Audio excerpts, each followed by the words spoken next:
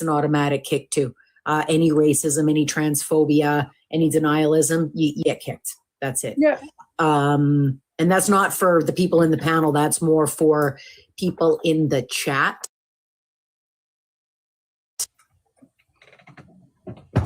Excuse me while I grab a drink.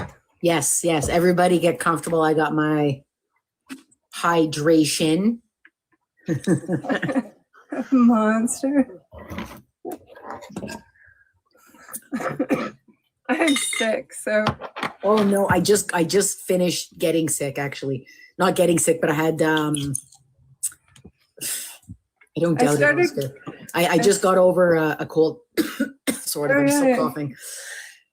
I Pardon me. got sick right before my exam, and I actually fell asleep during my exam. It was good times, good times. Yeah, because the EU are really, they're so important. Anyway. So I've invited some other people too that, you know, have messaged to say, hey, I got, because it was like super short notice. We decided on a date yesterday. But there's a couple of guys on the platform that are also in the Lower Mainland who speak about OneBC. So I've invited them to come by, Doug and Boggy. So if we see them, they might be joining us too. I have also I've invited an Indigenous guest to give us perspective on the effects on her community. So she'll be up later too, but let's just jump into it. Let's get started talking about why we're here. And we're here for one reason, and that is to talk about the OneBC party. So the OneBC party is 2 sitting MLAs, and that's all you need to have a party, made up of Dallas Brody, who was kicked out of the Conservatives by John Rustad. And anybody who's familiar with BC politics, like, it's John Rustad, man. Like, you got to be really stepping over the line for that guy to kick you, in my opinion. Anyways, she was kicked. And then Tara Armstrong from Kelowna joined her. She stepped away voluntarily from the Conservatives. And then together they're like, hey, we can make a party.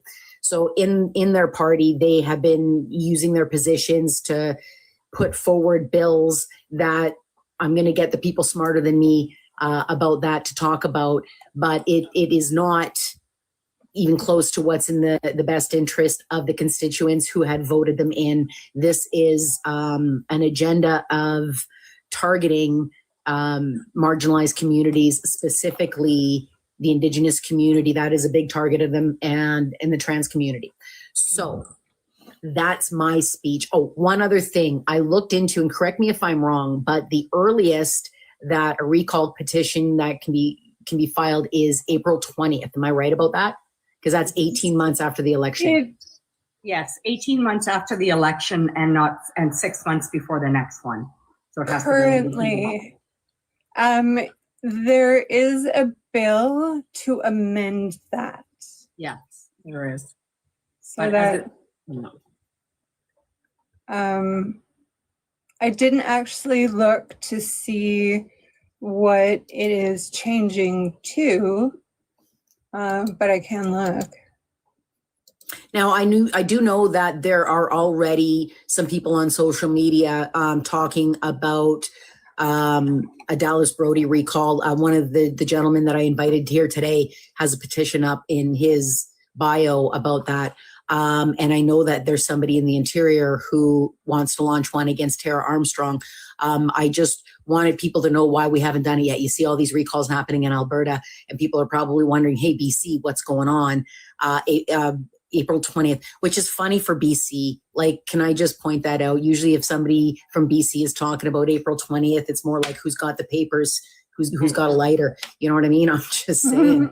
But I think April 20th is going to be a big day in Canadian politics. I would be surprised if that's not the day that we saw recalls for both of these much. So, pardon me.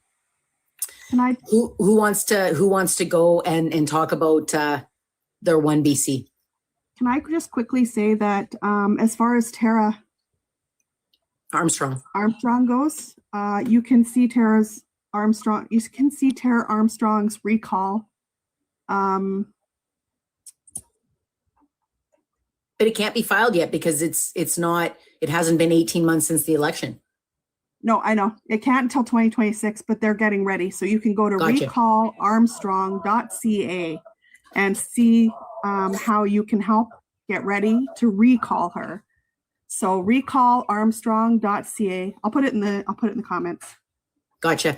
Also, I've been nudged by Oscar, great call at Oscar, that I should introduce everybody. Just because I know people doesn't mean that my audience knows people. So let me introduce everybody quickly so everybody knows, why we're here. So I'm Christy. It's my life, obviously. That is Maple Minds podcast is a podcast that I do with Polly and Rob every Tuesday at 1:00, where we talk about other politics. This is a special show to just talk about this one political party. But let me first introduce everybody to Rob, my Maple Minds co-host. How's it going, guys? Hi, Rob. Hi, Rob. Hi, Rob. Next to Rob, we have Fran, who is behind the account Women Against Poilievre. Very, very informative political videos. Is so much smarter than me about the political process overall. And so I've asked her here as an expert for the panel. Thank you. Nice to be here. I appreciate it. Nice to meet you too, Rob. I've been watching you guys' lives. And hi, Amy. Hi. Nice to meet you too. And in the corner, we have Amy, who I DM with all the time. Amy doesn't make a lot of content yet, but is working towards hopefully getting a podcast going and getting more content going on. Very, very, very knowledgeable about politics. I have learned an incredible amount just from our DMs. I've had the pleasure of meeting her once, like years ago, just for a couple of hours. God, it is years ago now. It was years ago. Shit. But I have learned, like, just from all of the knowledge that I get between Fran and Amy, like that a lot of my knowledge comes from there. And then I take it to argue with Rob about stuff on our podcast. I'm waiting for you Tuesday. I'm just saying. Yeah. Oh, I can't wait. I am a poli-sci student. I'm in my third year of poli-sci.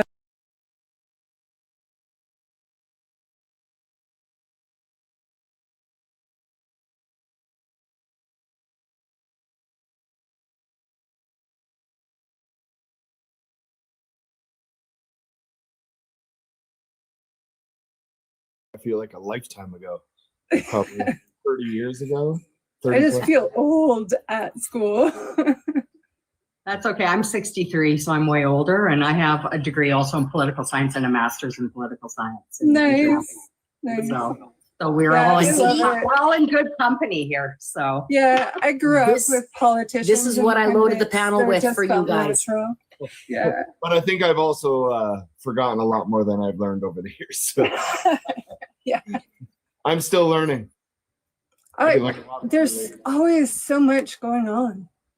It's never boring, eh? Oh, no, People, not it at always all. fascinates me when people say that they can't follow politics because it's boring. It's anything but.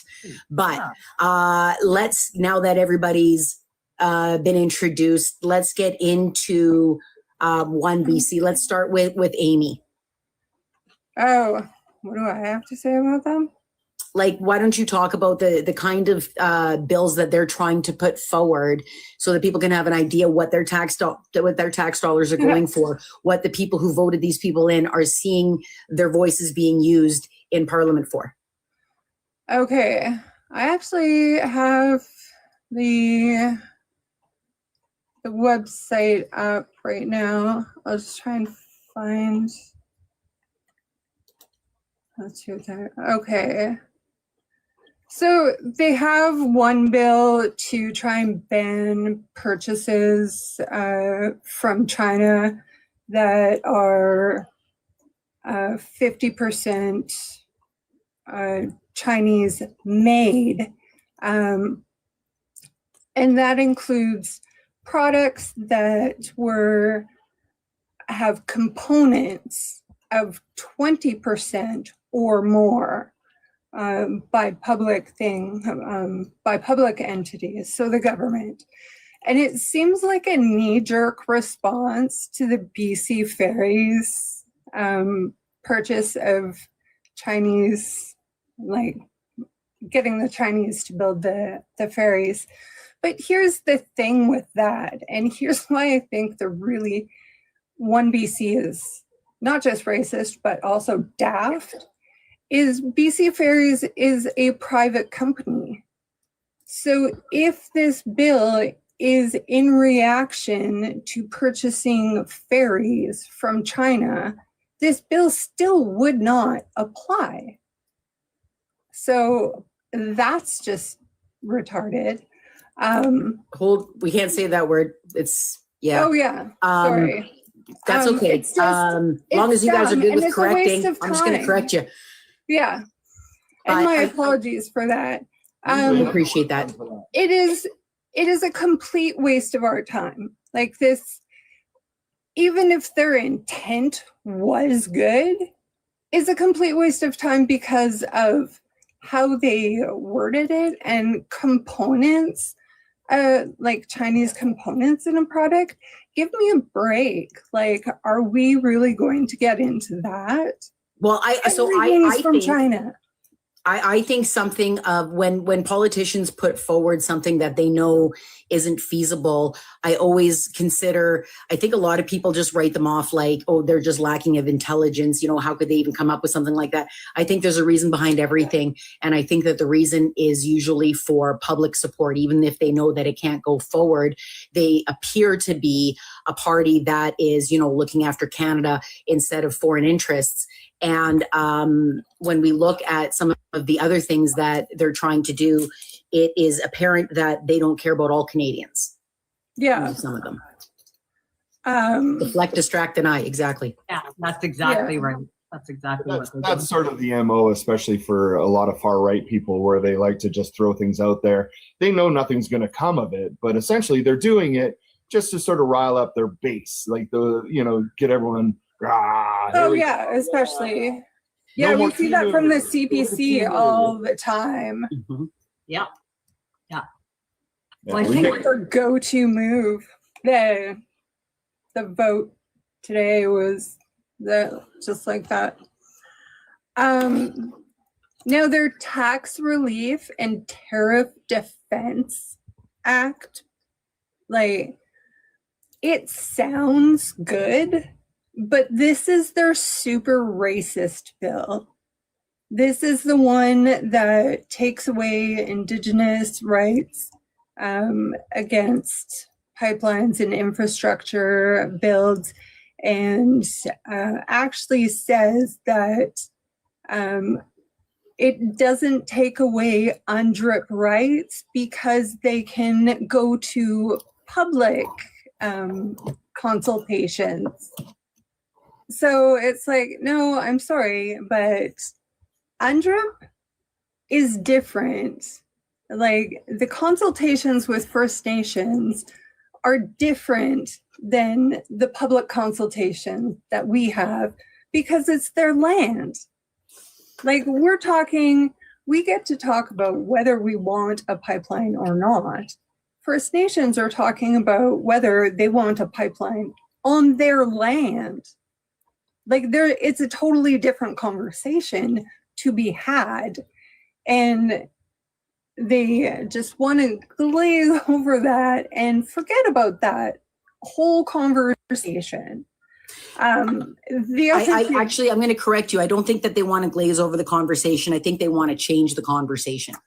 Well, I think that a lot of their messaging is giving a different angle and a misrepresentation of the conversation, because they're making it sound like the conversation is that the Indigenous people want to take our lands. And we'll get into more of that of when we talk about how they're using the Cowichan ruling and stuff. But I like I said, I think everything has a goal. I don't think anything's like a throwaway.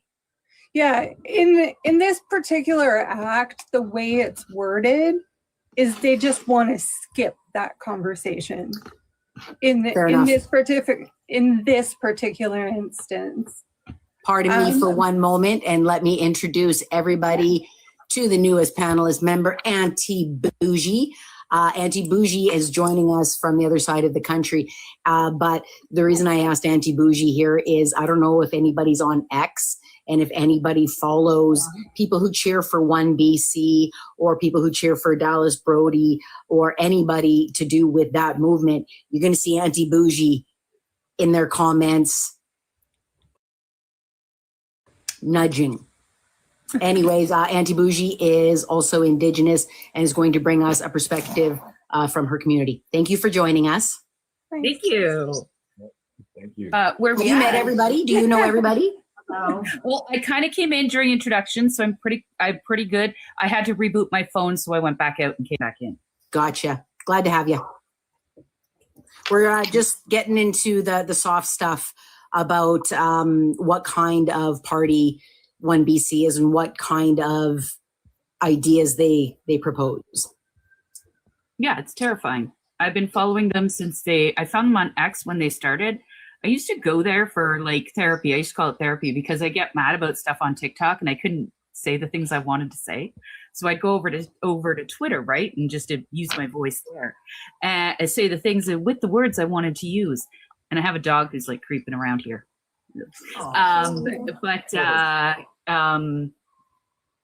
It's really disturbing. I don't know if you've watched the film yet, but their documentary, as they're calling it, but it's they're looking at genocidal policies again, and it's terrifying because what they're doing is increasing the racism. I haven't had my life threatened this much in years, probably since the 90s. Oh, don't say you're like I know what I'm going into and I know what I'm going to get back.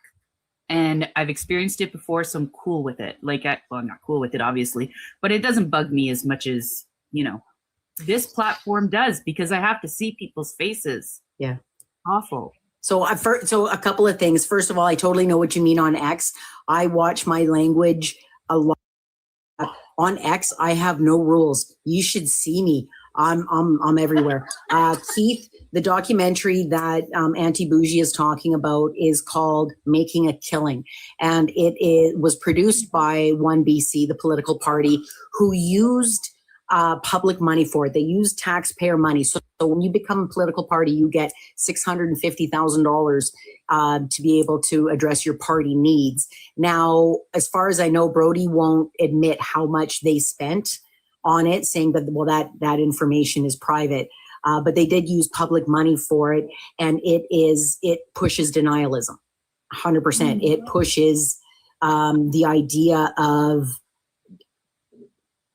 denying what had happened in residential schools, and not just denying it, but accusing Indigenous communities of misrepresenting it for money. They're being accused of being scammers for it. It's disgusting. That's what it's called, making it. And then they're conflating it with land rights as well, that now Indigenous peoples, because of Cowichan and the court case that's happening in Kamloops, that they're coming after everybody's private property rights, which is absolutely not true. Cowichan hasn't said that. None of the lawyers have said that. The problem with that is the lack of government communication, but they're conflating all of those things. Well, we know people died in residential schools. That doesn't mean that they were killed and that they were buried. And oh, by the way, they're coming for your land as well. So they're hitting it on every single level. They're making it look like we're the colonizers, that it's a big land grab and we want all the money. And that we have to be afraid, and literally to be afraid. And it's, our communities turn down money every day, every single day, for different investments and opportunities, that economic stuff that doesn't fit within our value systems. It's just that people don't see that stuff, right? But honestly, like, they're using so many lies, and after watching the film and how one-sided it was, they would literally stop people from talking against any of their points. Like, I'd like to see the missing footage and what else wasn't said that they didn't show that was said, because it's really disturbing how they clipped it. It's absolutely bothersome that Indigenous people have participated in this, but I also get it. And I keep explaining to people that there's these kind of people in every group, no matter if you're with political people, you're with a certain race, with a bunch of the social situation, there's always these people. So, you know, it's to be expected, but it's really frustrating. Well, and it's also the genesis of OneBC's party. Dallas Brody was picked out for actually sitting in a public meeting making fun of how Indigenous people spoke, like a 5-year-old. And that was enough for John Rustad, who's also, from what I can see, has a racist party and had a lot of racist candidates, to kick her out. And then Tara Armstrong joined her, and they developed these pillars, which is anti-Indigenous, anti-transgender, cutting taxes by 50% for people who make under $100,000 with absolutely no way to make that up in a budget. There's no economic plan, but it's primarily based on the when I look at their big stuff, I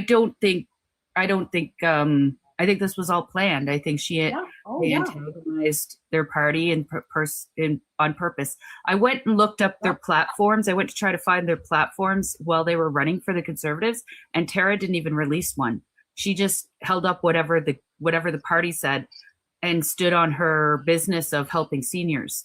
She didn't say anything during her campaign. I honestly think that it was intentional. Yes, that they were planning this party long in advance. Yeah, absolutely. And I think they're on the tailcoats of Pierre Poilievre. The BC Conservative Party ran their campaign with all of the communication style and fonts and everything based on Pierre Poilievre's campaign. And that draws bigots, because that's what Pierre Poilievre's party is, and Pierre Poilievre himself. And so I think the NDP government underestimated the speed at which these very extreme right-wing parties can gain public traction. And that's how the Conservative Party of BC, which had no traction forever, managed to get the number of seats that they did. And then, as you say, Auntie, I totally agree with you, these guys then made a play for it. And they are unapologetic. They have no shame. They are out and out anti-Indigenous, anti-immigrant racist. It's all in their policy. And, and they keep pushing. And sorry, just to finish that, and I don't know what you think, Angie, I'd be curious what you think. What I see here in my province of British Columbia is that, and then coupled with the Cowichan decision and the inability of the NDP government to really speak to what that means, people default to the racism, and you're going to come and take my house, and the media does that. And it now becomes normalized to believe that, to talk like that, for a lot of people that it wasn't 2 years ago, and that's where it's so disturbing, in my personal opinion.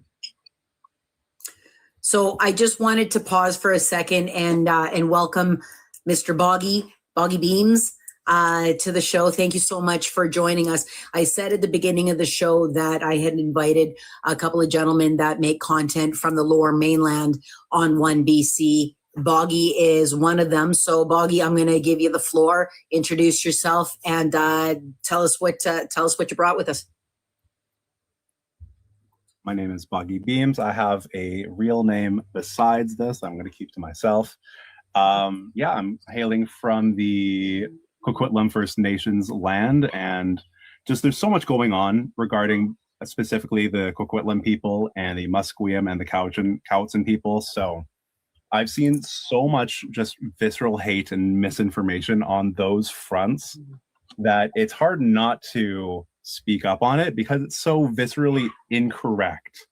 So we're dealing with a lot of people that are using facts, not using facts even in the slightest. They're using things that are mostly just their feelings. They're using just things that aren't real, really tangible.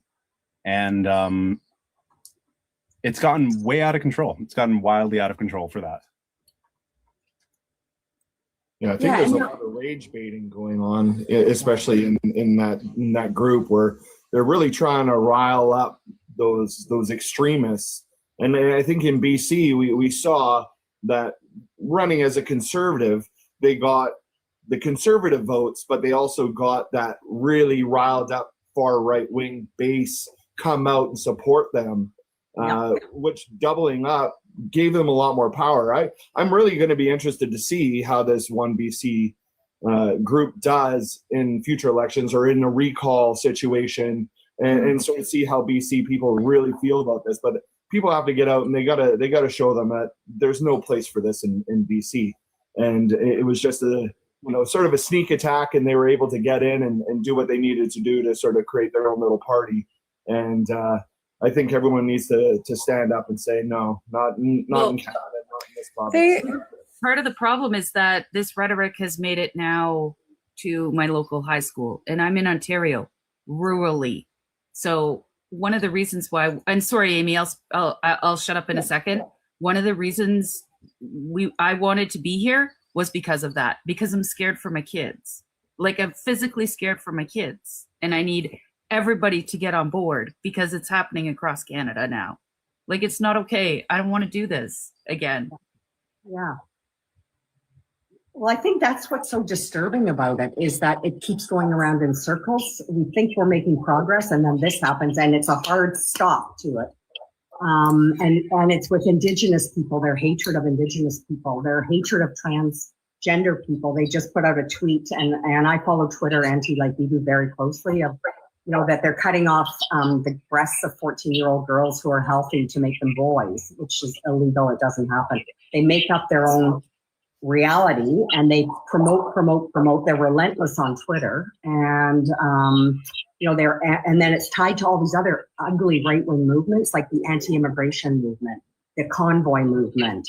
They want to have a convoy appreciation day made, a stat holiday, like this kind of stuff. All of these things are tied together, and they're really predictable. It's just that it's with social media, it's so prevalent. And I agree with you, Auntie. I think this is when it gets down to people's day-to-day lives, is where it's so dangerous, and it starts with getting in their minds. And we have a media as well that's unable to address this in detail as to why this is, what they're saying is bigoted and why it's not factual, and they just can't do that. At least in my opinion. No, the media is totally making it worse. 100% their media is complicit in this. I went after Vaughn Palmer on X. Vaughn Palmer, if anybody's unfamiliar, is that guy's been writing politics for the Vancouver Sun for decades. And he misrepresented what one of the lawyers for the Cowichan tribes had said. He stated it as fact that would happen right now, instead of the lawyer saying, you know what, this is my opinion for maybe something that might happen in the future. I think somebody as seasoned as that making such a mistake, it has to be intentional. In order to sway the audience to go in a certain way. And that certain way is they want the people of British Columbia to be afraid that Indigenous people are coming for our land. And that's not happening. But that is the message. That is the message that is being repeated by the OneBC party. That is the message that is being perpetuated by the media too. And the media is like, well, we're just repeating what everybody says. You're not doing it in a responsible way that is just providing information. You're bending the information to make sure that people look at it in a certain way that is misrepresenting it. The media is just as at fault that they are, in my opinion. I think the problem with the media is everyone's saying liberal left-wing media, but the reality is most media is conservative. I mean, it is right-wing conservative. That's the media, whether you're in the US, whether you're in Canada. It is a right-wing conservative media system. It is. And people are trying to swing it the other way, and it's not. And that's the problem. Well, it's an extreme group, but they're not that much more extreme than the BC Conservatives. And I don't know if you saw today, Boggy or any of the other panelists, that now Carolyn Elliott, who's a bigot, an anti-Indigenous bigot, has said she's going to run for the head of leadership of the BC Conservatives, as an Aaron Gunn from the Federal Conservatives, who's a complete Aaron Gunn said he was going to run for he's considering running for premier. He'll let us know by Christmas. Right, but he wants that's as the leader of the Conservative Party. So he's another unbelievable anti-Indigenous bigot and anti-female bigot.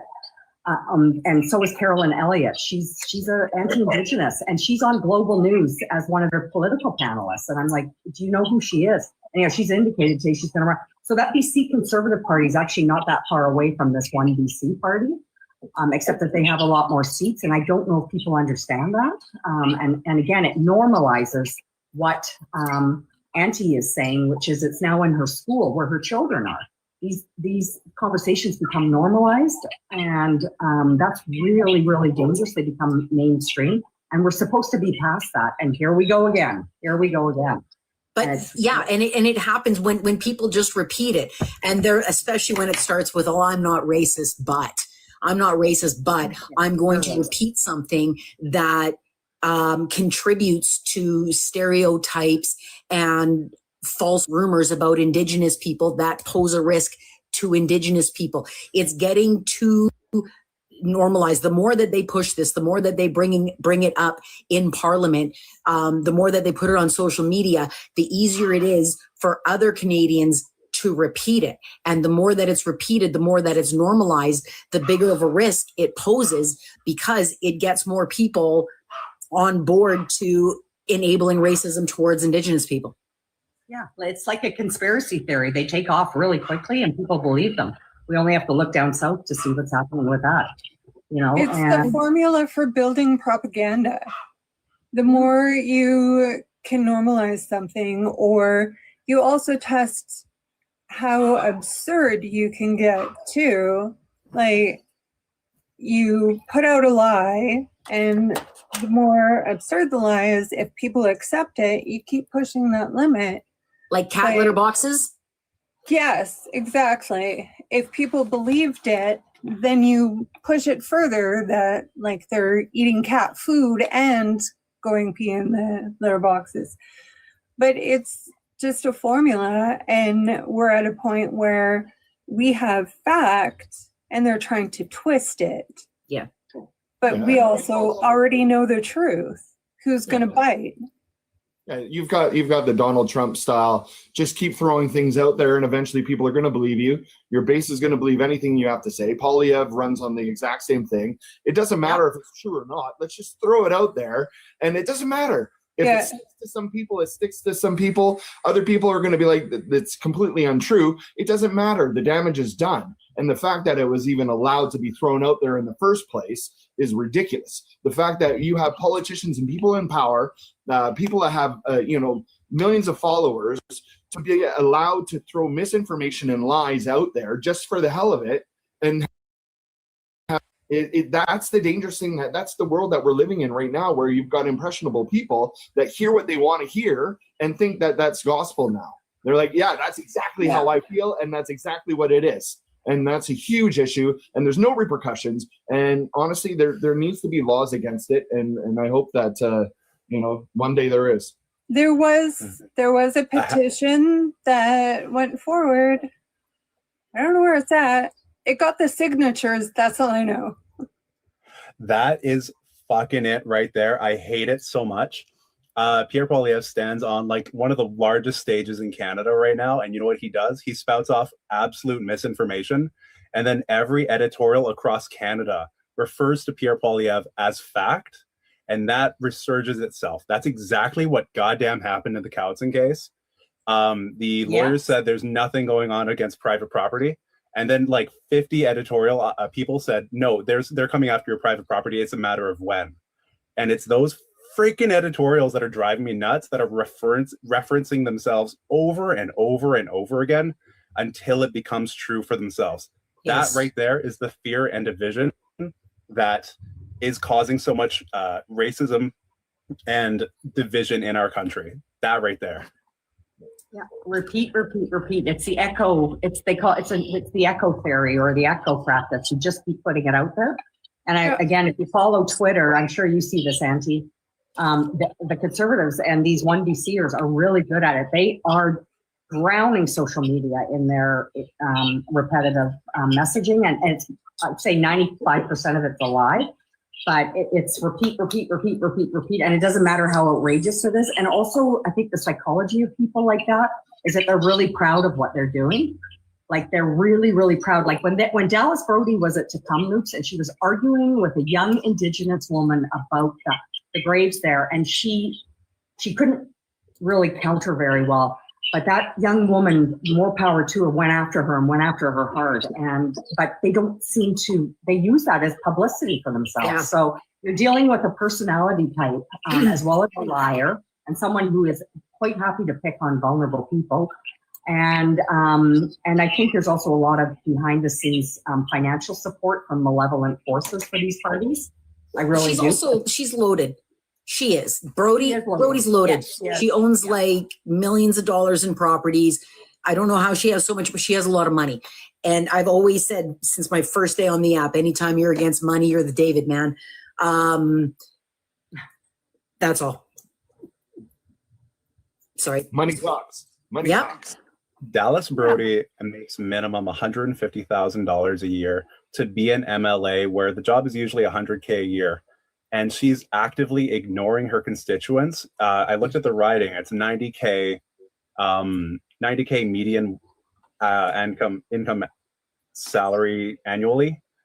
This is why I do so many takes in my videos. It takes me so long to get the thought out, but the Vancouver Colchina people, the constituents there, they voted for a conservative because they wanted their taxes brought down.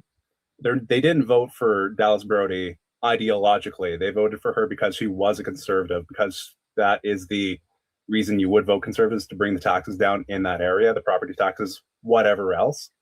So, yeah, she's not representing the people. She's not doing her job. She's making a documentary. And I feel like the thing that we could really attack her on is get the fuck back to work. There are things that you're ignoring that you're supposed to be doing. And these things that you are ignoring is hurting people. Is like, it's lazy. It's lazy and it's unfocused and it's not useful to the people that you're supposed to represent. It's selfish. It's a selfish endeavor. It's not for the people. At the end of the day, I've always said it. Anyone in public office needs to understand are the people that voted you in and the people that didn't vote you in. They are your boss. They're the people that you need to listen to. They're the people that you need to represent. They're the people that you need to do the job for. It's not for yourself. And it's become ridiculous. And you can clearly see, and if anyone really wants to pay attention, you can look at what parties have the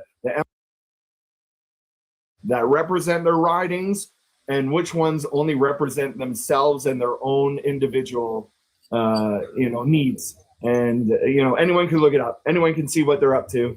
And I don't need to spell it out, but that's exactly what it is.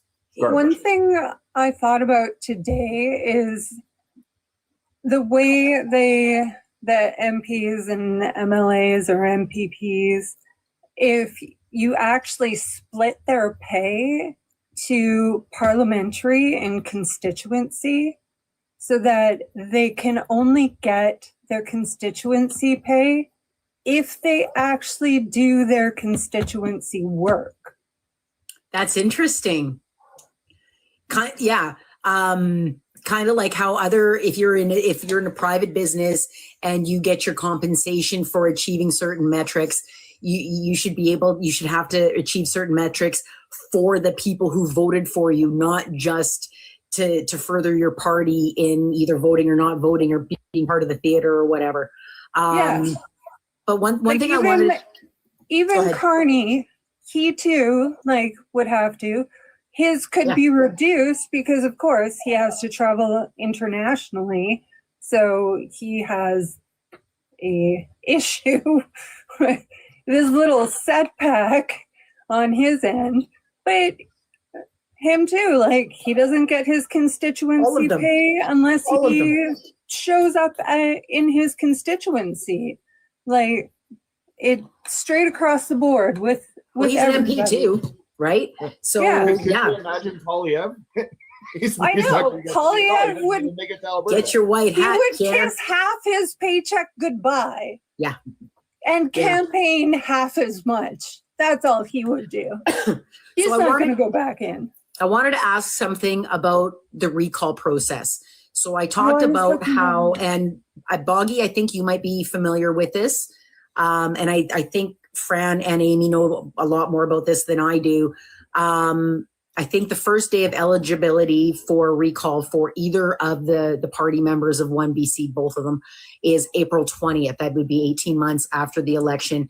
And also, I believe that the person who files the petition has to be in the riding, but I don't believe that canvassers have to. So I'm not in either of those ridings, but am I allowed to be a canvasser? I'll knock on every single door in the Lower Mainland if it means getting these people out of Parliament.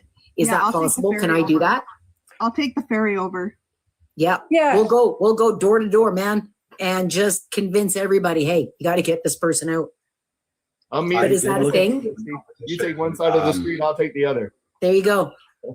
Recall But is that petition a thing? requires- Like you can be a canvasser if you're not in the riding? I'm just Yeah, you can be a looking at it. canvasser, you can promote, and I don't think you can give money outside of it, but you can personally volunteer for the effort. I think it's about 60%. I had the numbers a while ago for exactly how many people that needed, but it seemed doable given the turnout. Yeah, go for it, Amy. I'm losing it. It's the same number as the people who voted for them. Okay. So whatever number that is, So according like if to let's say elections 54,000 people voted for Brody, that's how many people we have to find to sign a recall. Yeah, However, there is, anti-bougie, you're muted. unless the act is, unless the yes before. I thought it was 40% of a number. Yeah, it says The- for 60 or 40 or something They like that. they just put it, someone just put a bill forward to try to make it easier to do a recall. Yeah, yeah. Right, Just but recently, also but I don't just- know if it was passed. no, it wasn't. I'm trying to look that up if it was passed or not. reading, and then the house roads for Christmas. So, but what happens to your question, Christy, is you don't have to, as a canvasser, you don't have to live in the riding, but you have to be appointed by Elections BC for the petition. So you'd have to be registered with Elections BC for that petition, and you have to get at least 40% of the registered voters in that MLA's electoral district for it to be a Okay. There's successful recall. Yeah. my 40%. Does that make sense? So 40% of Yeah. registered Um, voters. And it kind of reminds me of, I'm sure everybody is familiar with what Thomas Lukasik did in Alberta with the petition to have Alberta remain in Canada. He got a ton of canvassers. You're only allowed to be a canvasser if you were from Alberta, but he exceeded it. And I honestly believe I can't imagine recall petitions being filed against either Armstrong or Brody and then not being successful. Also, I want to repeat, because it's funny, Maple Dealer's comment about how Dallas Brody is the most American name ever. I thought it was funny. And if you're not following Maple Dealer too, you should. If he's Yes, still in the follow comments, him, follow him. he's one of my favorite new creators that I found this year, for real. Like, very knowledgeable. Yeah, so if that other bill passes, Amy, then if the proposed bill passes, then you'd only have to wait 12 months after the last election. Yeah. And you'd only have to get the votes that are equal to the number of votes the MLA receives, so that 40% goes. But anyhow, as it stands now, it's 18 months and 40%. Okay.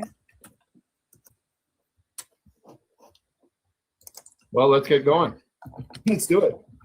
Well, and I honestly, I believe that the more we talk about these guys, the more we talk about the harm they do. I'm not just talking about the video. I'm talking about the normalization of how come everybody isn't condemning that video, right? How come they have an audience for that video? How come they have so many people repeating dangerous messages about denialism? I think that a problem is always easiest solved if you look at it the way that it is. And I would love to pretend that everybody in British Columbia would agree with us and say, no, that's racist bullshit. We need to shut that down. But the reality is these guys have support. They do. They have support. I don't know if you guys see that Prince of Pot on X too, Mark Emery. Remember, he was a big deal in what, the 80s or 90s or something. He's all over there pushing denialism and pushing for OneBC. You got that Mario Zalea, misinformation Mario. That guy's so full of shit.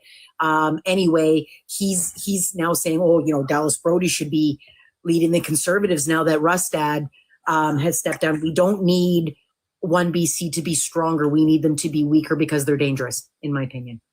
Yeah, if you go on to X, there's a guy called Wilbur Turner, and he's seems to be running this recall Armstrong petitions. You can look him up or just go on to recall Armstrong. Wilbur Turner. I gotta make notes. So he does great stuff on Facebook too. That's where I've been finding out everything.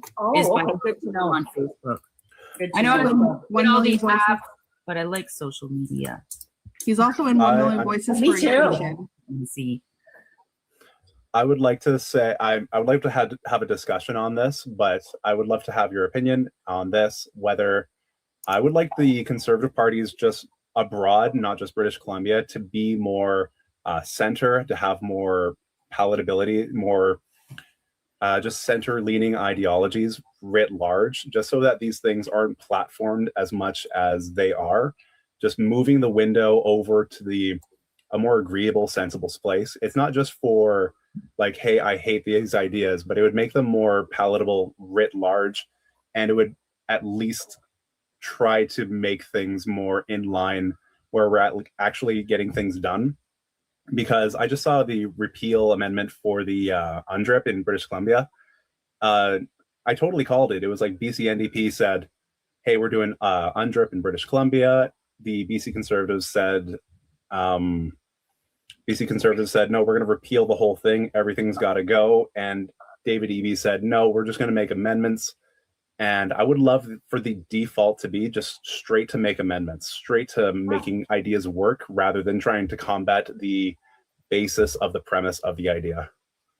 Yeah, I'm going to comment on that. There's something interesting that's happened over the past few years where the Conservative Party has really swung right, and they've sort of left the center Conservatives no place to really go because they don't want to go that far right, and they want to stay sort of in the middle, and so they're now leaning liberal.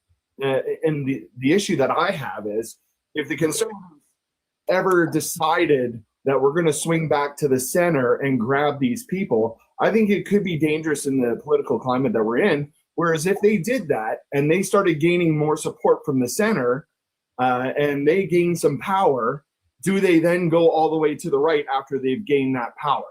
And that's where the danger I feel lies, because I feel right now we're seeing the true nature of the Conservative Party and the people that are running the Conservative Party. And it is a lot further right than anyone has ever seen in the history of this country.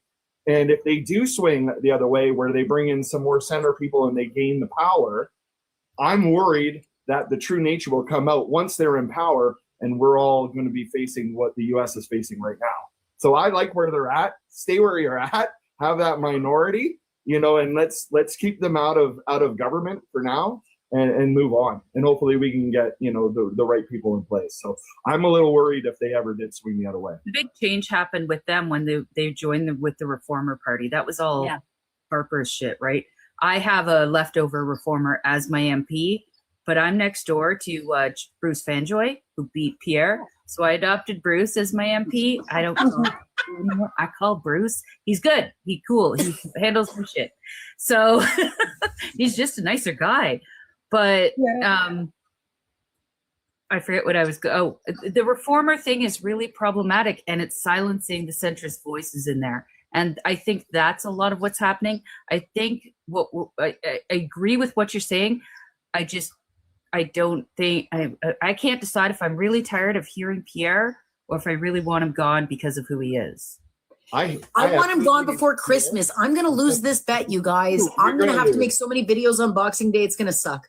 Anyways. Yeah, I think the biggest issue is, we sort of see where they're at, and Pierre is an absolute disaster, which is it's great for the rest of the country, but I think the biggest issue I have, and I think we've talked about it in our podcast quite a bit, is the people that are in government. If you're in a minority government and you've got the opposition group, which is the Conservatives, they need to be a little more responsible to the people of Canada, and they need to start working with the government to create legislation for Canadians that work for everybody, rather than just poo-pooing on everything that the Liberals have to say or anything that bill. I go read it, and they claim to have submitted a bill to fix something. They completely toss out the baby with the bathwater and just trash entirely everything. It's frustrating. There's nothing worse than them saying, I would love an active got it and the T's aren't crossed, so I'm not going to agree with this bill. Okay, there's a terrifying situation that's going on in the background that does Mhm. with the CPC, and it's already played out in Germany, where the Alternative for Deutschland, or the AfD, they went in, like, Germany has fail safes to keep far right parties out of their government because of Hitler. So the Alternative for Deutschland went in as a center-right party and then shifted right while in government and gained popularity. And now they're the second largest party and gaining even more popularity. And as of last week, are neck and neck with the party in power. That's terrifying. OneBC pretty much did the same thing. And here is the worst part of this. Christine Anderson, the co-leader of the AfD, was here during the convoy, buddy, all those comments about sitting down, having dinner with a literal Nazi. That was Christine Anderson. So And you know, I there remember is when this she came. connection between our conservatives and a literal Nazi party in Germany. And Sorry to that's terrify you. I'm straight up calling OneBC's behavior Nazi behavior.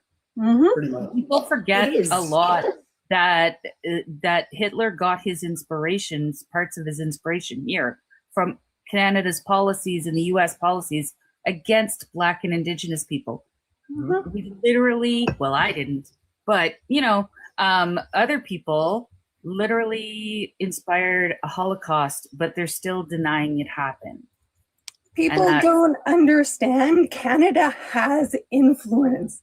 The EU structure of their, like, the European Parliament structure is based off of us.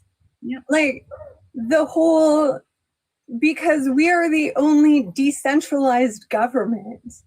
So it only made sense for the EU, being decentralized, to copy us. Like, we have influence. That's soft power. People don't get that. Like, Yeah. we are important on the world stage. We are important.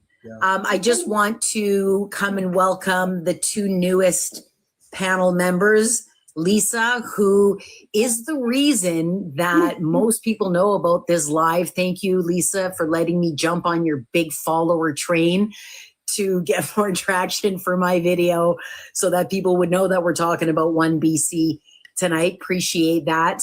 And in the bottom corner is Doug, who is also a BC resident who speaks about OneBC, Lower Mainland, right, Doug? Yep. Yeah, he's the only Sure. one. When I searched for OneBC on TikTok, and when it started to really concern me, and I reached out to you, and I reached out to Lisa and other people, was because Doug was the only one talking about it, so I followed him. But it has been absolutely concerning how long this is going on, and nobody's talking about it. I know there's a lot going on in the States and a lot going on all over Canada with a lot of stuff, but what people don't see, and I constantly am saying, is that what's happening in the States to Latinos, those are Indigenous people too. Mhm. What's happening in Venezuela, those are Indigenous people too. We are the land protectors. This is our lives. And people aren't taking that seriously enough right now, because we are going to lose our lives again over the land, over minerals and resources. People keep having these discussions like we're the problem or the thing standing in the way, when in reality we're protecting it. And that's not exactly a bad thing. The Senate literally exists for second sober thought. Why can't Indigenous people be that second sober thought for industry? There is no problem with that. But it's always money and those resources that are taking our lives. And we need to really give our head a shake about what choices we're making every day that impact that, because it's no longer like there was a long break where it wasn't exactly always our lives, but now it's back to being our lives again. And I look at our kids and I'm just like so mad and so frustrated. And why can't everybody stand in front of our kids I don't get it. Because There's so much. I think the part, sorry, Boggy. Hi, Doug. Nice to see you. I love your videos. You do great videos. And just from what Rob was saying about the Conservative Party and these OneBCers and the BC Conservative Party, their intent is not to rule or govern these countries or these provinces. Their only intent is to destabilize the current governments so that they can try and get into power and do exactly what Auntie is talking about, steal our resources, steal all of our public sector services like our healthcare and privatize that, our natural resources, so they can make it in their own ideological and economic benefit and take it away from ordinary Canadians. And we see that happening very unoriginally in the United States with Project 25. That's exactly what they're doing. And that's what these guys want to do. They're funded by those groups. And I don't have any doubt that Pierre Poilievre has absolutely no desire to govern. He wants to take over so that he can take your resources, Auntie, and all of our resources and control this population. And I know that sounds really extreme, but I follow these guys really closely, and same with OneBC and BC conservatism for years. And they don't have any governing aspirations. They don't have any governing policies that make any sense. Everything's simplistic. It is extreme. There's no nuance. Like you were saying, Buggy, about the UNDRIP. Why does everything have to be smashed away? Why can't the parties have a conversation and look at amendments and have a reasoned approach? But they don't do that because that's not really what they want. So I think when you look at all of these right for the world, everybody should customize it for what fits for their country and their laws Absolutely. and their needs. There's nothing wrong with that. But they think we're against everything. And what I saw today that Dallas Brody, one of her quotes when I was researching this is, we're going to get a pipeline to Tidewater and Indigenous voices don't matter and there's nothing you can do about it. And that's like, that's an ideology. That's not an economy. What a That is child. like, we're going to take over. We're going to take over resources here. And not only are we going to take them over, we're going to shove our pockets full of money, just like Trump and all of this shitty ilk are doing in the United States. They're making themselves really rich off of it. And that's what these guys want here. It's not about governing in our liberal democratic way. I hope that doesn't sound too conspiracy theorist, but that's my view. Can I just give a quick Alberta perspective? Yeah. Welcome. Because I feel like, I'm 10 years ahead of you. I think, it's funny, not funny. So, when I went through their platform, their made up platform, it's a copy and paste, right, of what we're seeing in Alberta. And I think to sort of play on what Boggy was saying and Rob about the middle of the road conservatives, we used to have that in Alberta. We used to have multiple parties, right? And then both the UC, whatever the hell it was, the progressive conservatives and the NDP sort of ate up the middle. And now we have a two-party province. And so it's fine to say, Rob, and I'm not picking on you, but it's fine to say, let them go back to their right sides and be fine, except if they get in power, your province is fucked, because that's what's happening in Alberta, is when you have a two-party province, it has to be a majority. There's no two ways about it, right? And so if there's a majority, they can pass the ridiculousness that we're talking about now that seems so far-fetched, that has no rationale or reason to it, is happening. Like it's happening. And right now it's happening on the daily in Alberta with notwithstanding clause this and notwithstanding clause that. They don't care about rules. They don't care about laws. They don't care about, the only thing they care about is doing what it is that they want to do for the reasons that they want to do it. And anybody that gets in their way be damned. Yeah, I think that's my worry, is that if the conservatives, where they've gone so far to the right, if they come back into the middle and they decide to start garnering some more, support from the center, once they get into power using that and they shift all the way back to the right, we are in serious trouble. But that's the thing, though, is that, let's be real, political parties want to win, right? So people will glom on to whatever political party they feel sort of kind of aligns with their ideology, with the goal of winning. And I guarantee, and we've seen it because we had two MLAs that, got booted from the UCP, because I don't believe that they are far right conservatives. I feel like they are progressive conservatives and didn't align with the far right ideology of the party, right? But this is where you guys need to either, well, do a few things, really. We got to take this seriously, because this platform that they've made up is going to incite some people who, as we've seen over the course of the last 10 years, want somebody to blame, and they don't want to blame themselves. So they're going to blame whoever looks different than they do, whoever, you know what I mean? Like, that's just what happens. And so I think what has to happen is you have to take a look at this OneBC platform in conjunction with your recalls. But you have to take a look at their platform, and you have to figure out how to use that platform against them to sway middle of the road conservatives to say, this isn't what you want. And to actually have a party that is centrist, right? Center right, and let the far rights move on together, because they're going to group themselves together. But the vast majority of people, and I believe the vast majority of Albertans, fingers fucking crossed, are more middle than they are far right. It's just that they didn't have a choice, right? I think in BC, I think that because our Conservative Party was born out of the BC United folding and then giving them support.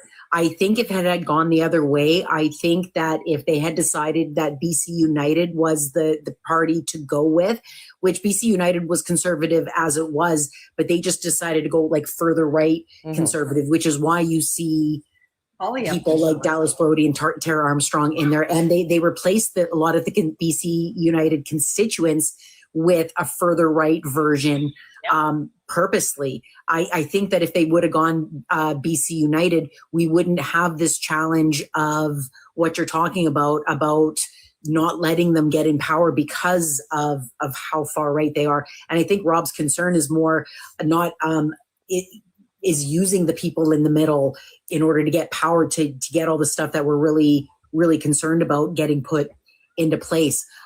So in BC, with Rustad leaving, I don't know if the Conservative Party remains that far right, if they're going to bring in somebody who is going to go more of a Kevin Falcon kind of way, and more, even though Calvin Falcon is quite conservative, he was the BC United leader, which was arguably a little bit more center than the Conservatives. They're not center, they're just closer to it than the Conservatives, in my opinion.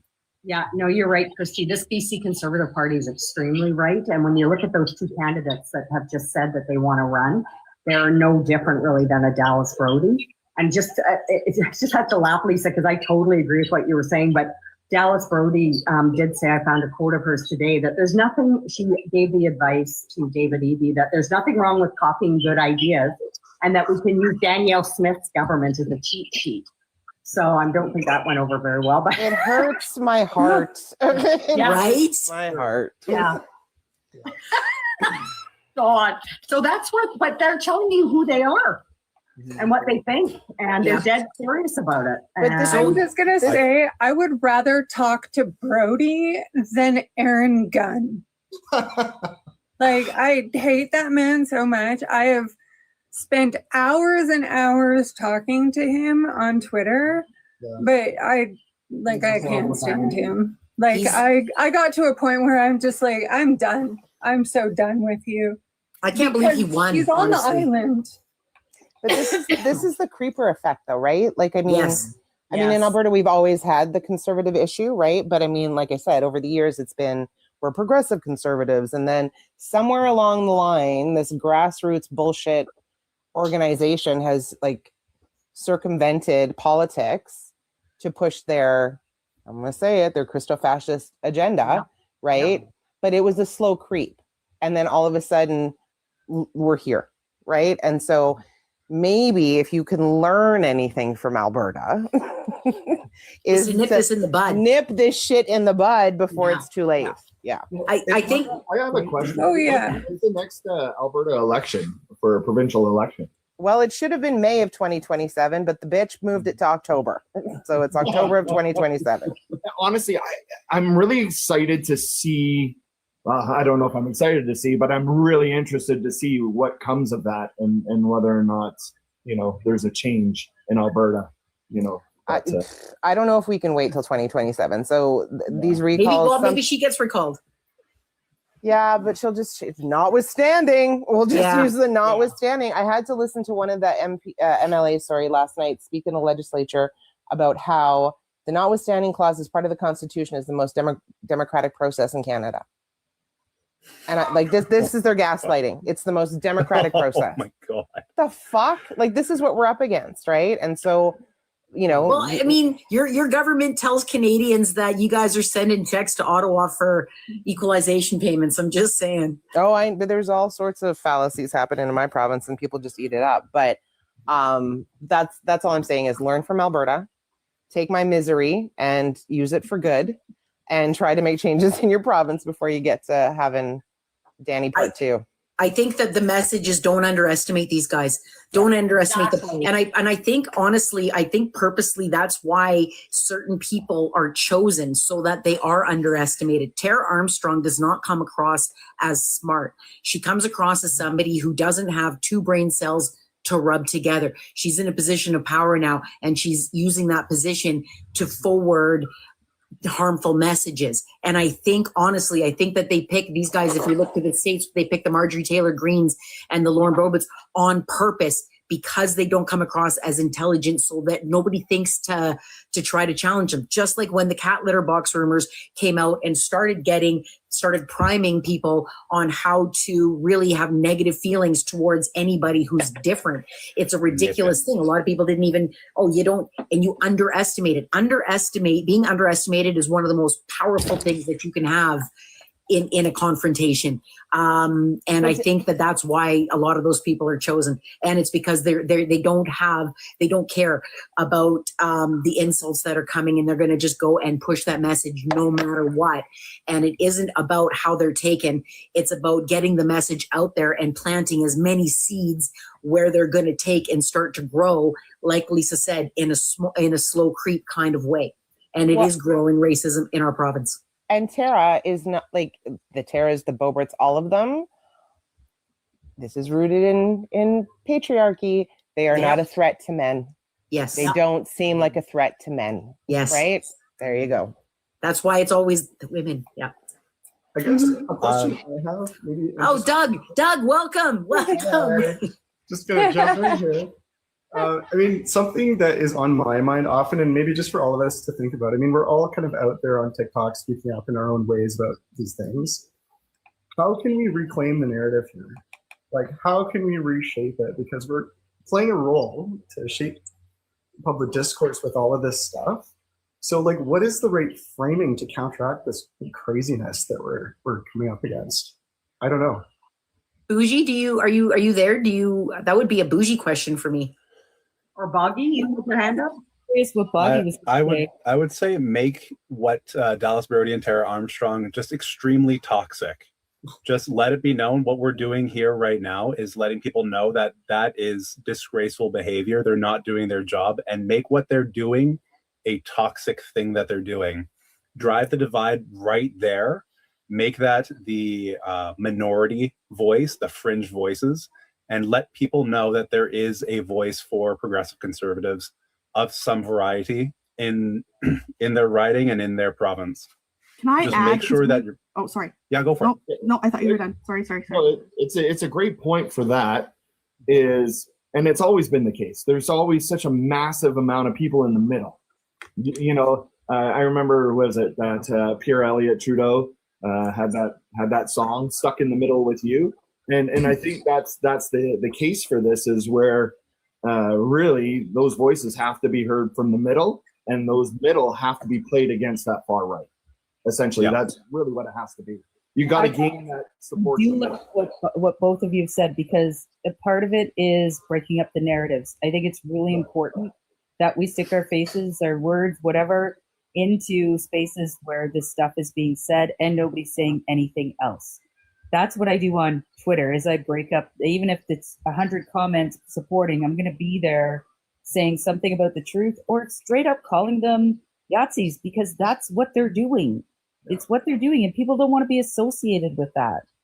So call it out, break up the hate narratives, but also we need to reset what reconciliation was meant to be. It was meant to be sharing the land, sharing the resources, sharing everything in a good way, so that Indigenous people don't need to be wards of the federal government anymore under the Indian Act or any other policies. Like, there's an end goal here. Once these lands are split and or taken care of, and all that stuff is shared with the resources, that's when all this stuff is over. Like, it's no longer an issue because the treaties are completed. So I'd like to bring something up that is different about BC. Sorry. I could talk forever. Please stop me. I wanted to point out, because maybe not everybody is from BC and maybe not everybody is familiar, but the BC isn't covered by treaties. Like in Alberta, you can see every area that's covered by treaty, and BC doesn't have that. And that's why we're seeing the land claim go to court, because they want that settled. There was no treaty. There was no agreement. There was just British Columbia selling off parts of British Columbia that didn't belong to them. And so the Indigenous bands are just trying to get that settled, as anybody from any race would have if somebody sold property that didn't. If you go and sell my house and you take the money for it, I'm going to want to be compensated. Right? Mm-hmm. That is something that I believe everybody can agree with. But that's why we're seeing it has nothing to do with the Indigenous people coming and, oh, Christy, they want to take your house. No, they don't. They want it settled, like how there's treaties in the rest of the country, how there are agreements. There should have been an agreement. There wasn't. There was just scamming, selling stuff, something that wasn't yours. Everybody wants to talk. Okay. Sorry, let me just make it quick. So as somebody in Alberta, I live in Treaty 6, on Treaty 6 land. I still own my house. Nobody has come to take my house. So y'all in BC can just take a breather. No one's coming to take your house, but there's an acknowledgement and a recognition of the different treaties, the different lands belonging to different Indigenous groups within the province. It's not ideal. It's not ideal. We're still fucking people over left and right. But nobody's taken my house. So, and nobody's going to take a BC house, and nobody's going to deny a mortgage. And that is bullshit too. And that's bullshit that's being pushed by the media. Sorry. Yeah, no, it's just nuts how scared people are about this. And like, it's not happening though. And there doesn't seem to be any desire for that to happen. So what are we talking about? I know. Who's trying to get free houses? The Cowichan people. The Cowichan Peoples made a joint statement with EB about the appeal, because EB's appealing to get that section of the court order clarified, that they do not get private property. And so this whole anxiety everybody has is such a waste of time until that appeal is decided. And the fact that the Cowichan peoples want that order too should say something.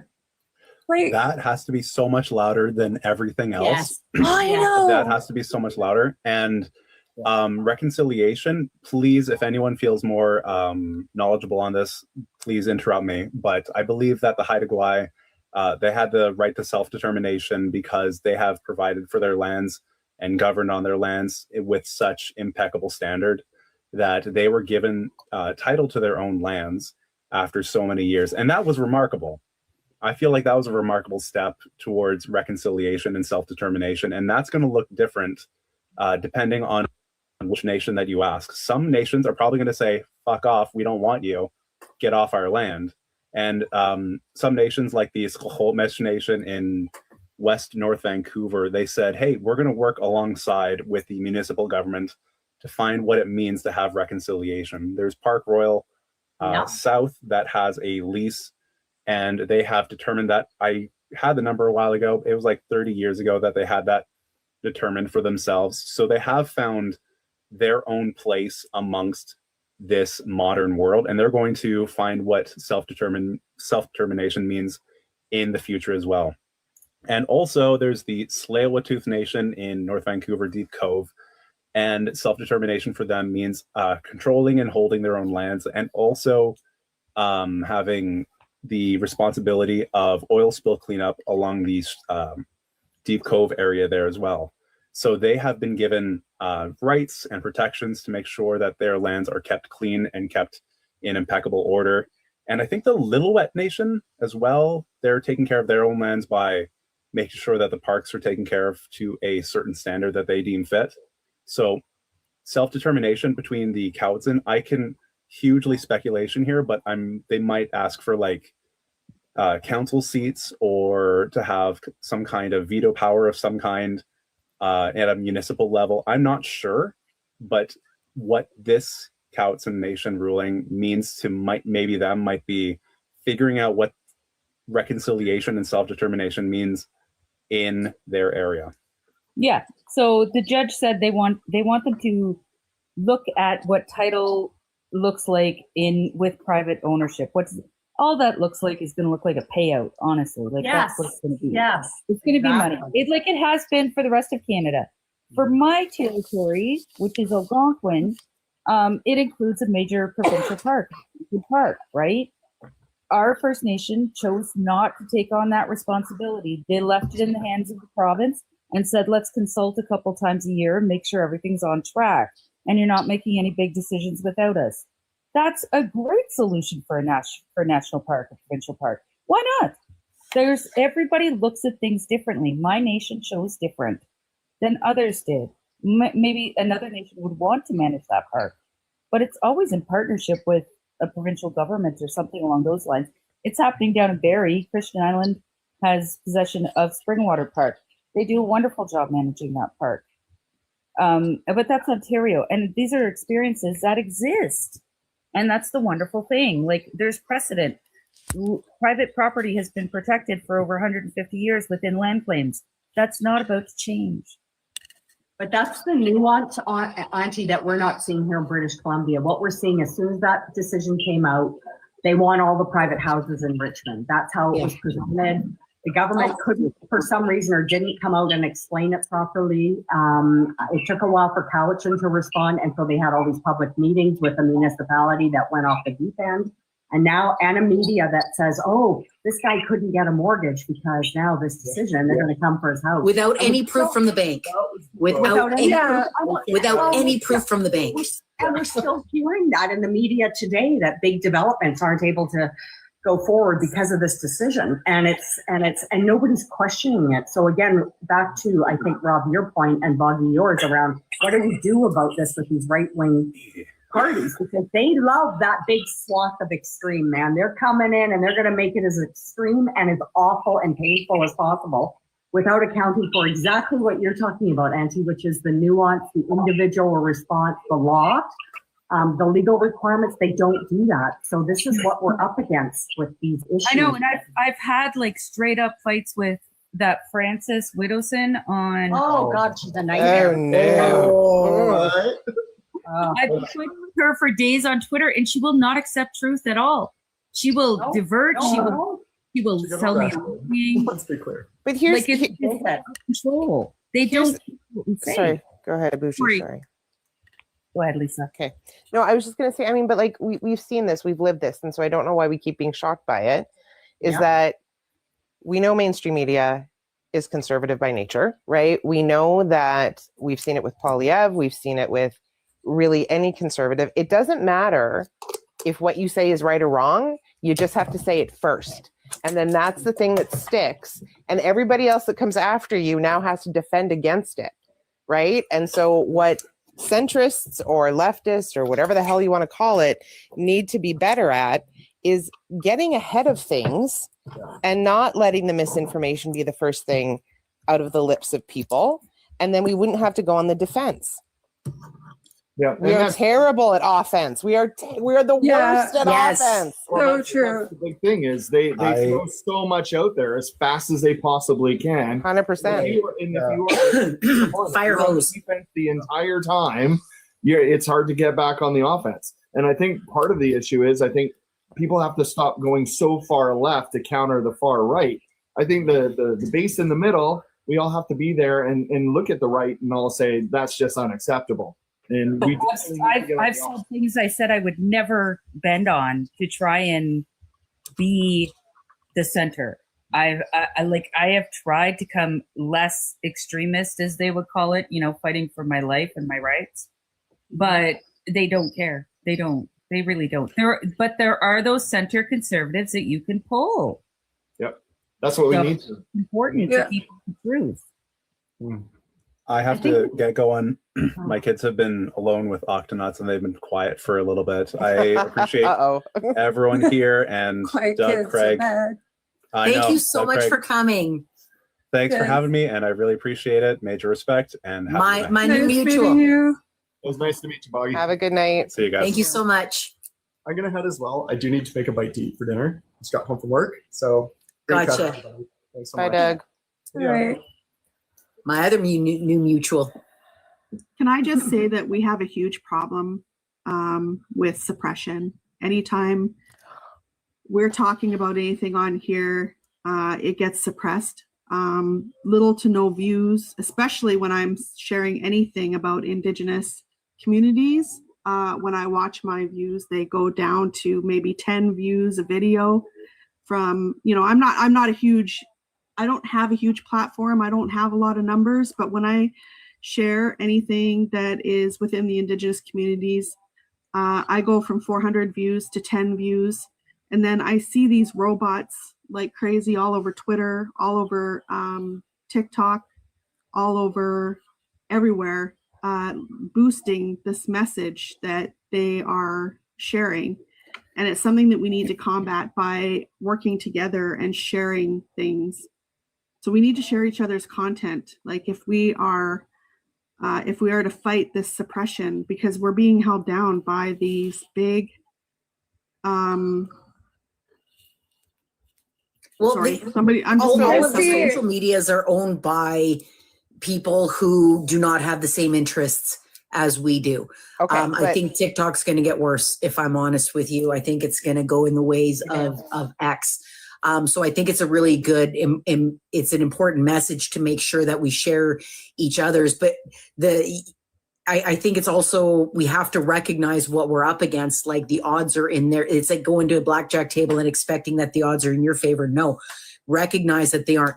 Lisa's got the biggest following here too. And still a Mario bullshit video is going to get way more reach. Do you know what I mean? And there's a lot of, it appears that there's a lot of investment into that message. We even saw that Tenet Media paying people apparently from Russia, or whatever, but they're getting a lot of money to send out a certain message. And that's what we're up against. And anytime you're up against money, you're the David. So I think that sharing each other's message is a good message. But if we're just relying on just social media, then we're behind, because the guys that control social media are the ones that we're fighting against. No, right? I agree. I was talking to somebody today. Sorry, Lisa. I was talking to somebody today about we might have to go back to old school, like print, like do a like opposition to zines. Druthers. Or stop watching the videos of all those other guys like Mario. Like Actually, that guy frustrates ahead, me Lisa, so much. sorry. He frustrates Okay. me so much, I flick past them. I don't even watch. So Watch. I am the creative director at the UVic Filmmaking Club, and we had a meeting today because OneBC has attacked UVic directly. Yes.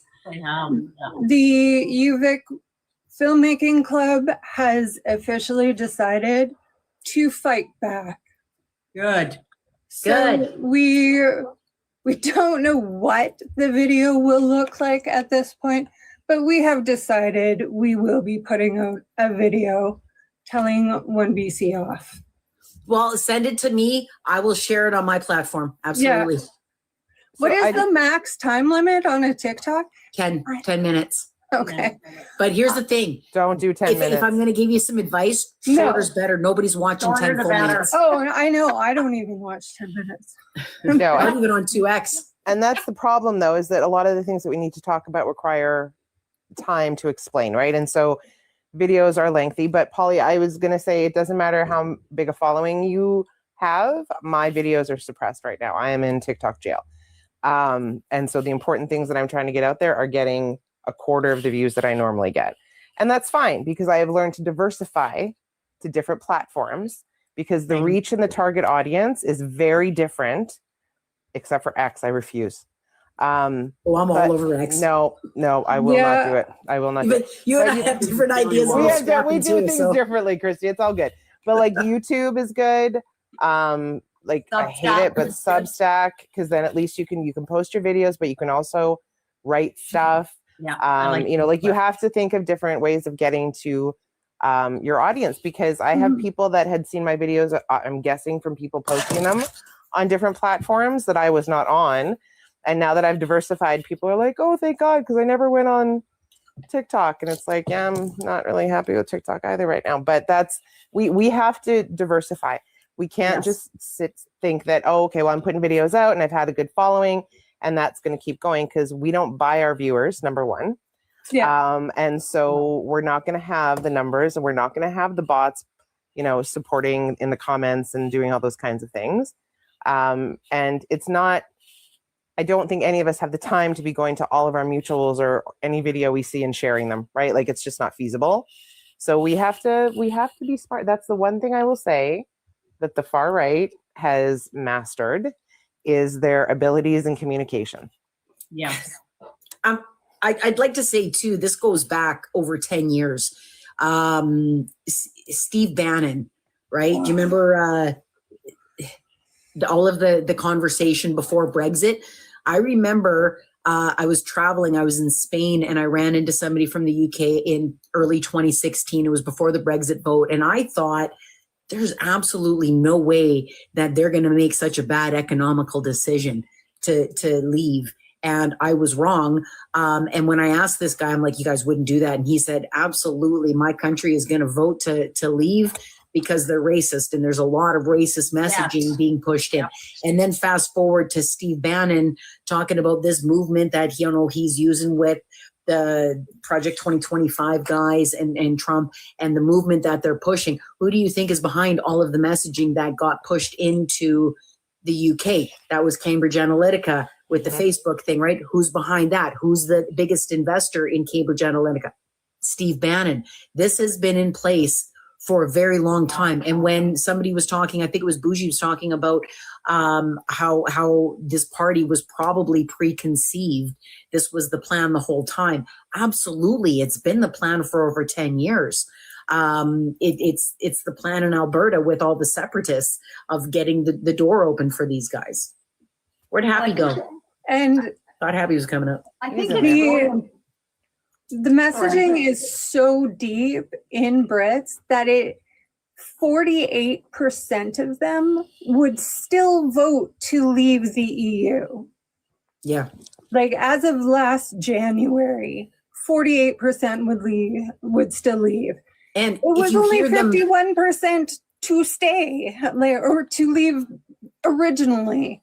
Like, it hasn't moved much. Well, I think part of it is being able to really call out, be very clear what it is that these people are trying to do. Like, for instance, with this conversation with OneBC, I went through all their little policy platforms and they have all this stuff. But fundamentally what they are racists and bigots. And they want to take resources. That's all they are. They're just like Trump. They're just like Pierre Poilievre. They want to destabilize the government, and they have no shame about how they do that. Someone like Danielle Smith is doing that quite successfully, because I don't think people understood that she wasn't just a conservative, or that Pierre Poilievre. I have friends who like him because they're conservatives. I'm like, but he's not a conservative. This is what he wants to do to us. He wants to destabilize this government. He wants to take the resources. There's a ton of hedge firms in the United States just waiting to swoop in and take our medical system for profit. Like, this is all kind of in the works. And so I think when you're, at least for me, the way I approach it, especially my anti-Poilievre stuff, is to always have that same message about what he wants to do. And also the level of utter incompetence. They're not incompetent in terms of getting their movements, but they're utterly incompetent when it comes to government. As again, we see in these parties, we see it in Hungary, we see it in Britain, we see it in the United States. And I think for me, the clarity of what they're trying to do. So instead of all their little bullshit things that they talk about, like bail, not jail, and blah, no, you're not interested in that. What you want to do is you want to obstruct the Liberal government from achieving any of their agenda so that you can bring them down. That's it. And for me, that clarity is really important. And that is always my message when I talk to people, which I do all the time in my personal life, my family who's like me. You're all welcome for Christmas dinner if you're going to enjoy it. Because it's me times 1,000. But, you know, it's, New Christmas plans. yeah, but it's like, I think we just need to be really clear and not to, or at least for me, I speak for myself. I don't. But no, I think that's a really good point. And I think that when we're talking about, if you look at why the far right has the support that they do, a lot of it comes from people who believe in conspiracy theories. And I say conspiracy theories with some fingers around it because I believe that a lot of the stuff that they say is true. I just think that they have the wrong guys in behind it, if I'm honest. But if we know the kind of stories that they're led to believe, like Justin Trudeau's working in some lab creating COVID on purpose just to kill us and track us and make us magnetic and all the stuff, right? Well, he But did when- that just to get with who he's with now. He did it. Katy Perry fell for it. Good for her. That's Good what for it- him. She's hot. I'm just saying. Good But for when Fran her. talks I don't about know who's luckier. 8 years ago, he's like, I'm getting Katy Perry. I know this. She Right? has an Trudeau flag hanging up in her room. She does now, but the thing. but when Go ahead, Lex. sorry. Can't get the two of us in a room together. No one's gonna hear anything. No, but I just wanted to say, because like, here's the thing. I try. It's been a long time since I've been in those kinds of lives, because I'm trying not to lump everybody into one group, and I feel what's happened in this country is that we say far right and people think it's all conservatives, and it's not all conservatives. We know that. Exactly. But like for Poilievre, right? For everybody, flying the fuck Trudeau flags and everything. The election was Poilievre's to lose, and he fucking did in two ways. Okay. And so I feel as though, unfortunately, based on a lot of the things that have happened in this country, the country is a two-party system. And so you have people who will say, I won't vote Liberal, or I have never voted Liberal. I've always voted Conservative. So I guess I have to tick the blue box, without understanding that within the Conservative Party, there are such a wide variety of conservatives. And unfortunately, for the most part, we hear the loudest, most obnoxious and incorrect conservatives, right? And I don't think it represents everybody that voted Conservative. But that's where we're at, right? And so at this point, I guess we'll see what happens in January with the party. But I think, split, go. I think split too. The far Yeah. rights, have at, or go have your own party. Call it whatever the hell you want to call it. The middle right, centrist, whatever the hell you want to call them, figure it out, because that's going to pull votes from the libs if you don't want the libs in power next time. Like, this is what we have to try and figure out. It isn't just blue or red. We have to figure out what political parties mean to you and create the ones that you feel are going to better represent you, or else we're just going to keep spinning our wheels with this. And I It's think not working. we're going to spin our wheels, but we're also going to make this worse. I think this Yeah. right wing is only going to get worse and worse and worse if this doesn't change. Because for these kind of people, there's no bottom, literally. And we're seeing that in the United States. There's no end to this, what they're going to do to people. And so that is part of the problem. It's not like, you get a Pierre Poilievre and he's like, here I am now, and I'm not going to go further. He will. Same with Dallas Brody. Same with your premier. Like, they just keep going further and further. And that's a huge risk to us. But once you have the power, the fear then becomes losing the power. You know what I mean? And that makes people do some shady stuff. I'm very interested you see the polling for preferred prime minister, and Poilievre obviously at 25% is nice and low. But I'm actually really curious as to how many of that 25% only said Poilievre because he's the conservative leader, and whether or not it is just really based on him as a person.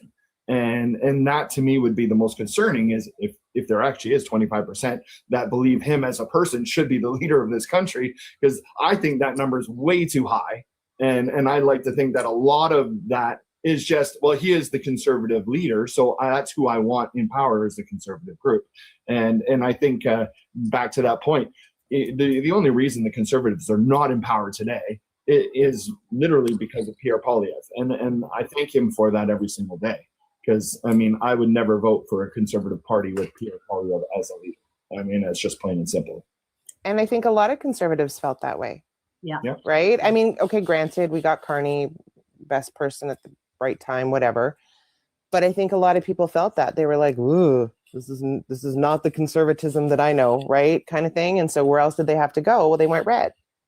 So, And I don't think it's even that big of a stretch. I still don't see Carney really as a liberal. I see him oh as no, a, he's not. as a hedge between conservative and liberal. Like, he's definitely has conservative tendencies, and I mean, which is great. I think it's great for our country, and he is definitely the person that we need right now for what we're all going through. But yeah, he's. I think it's brilliant.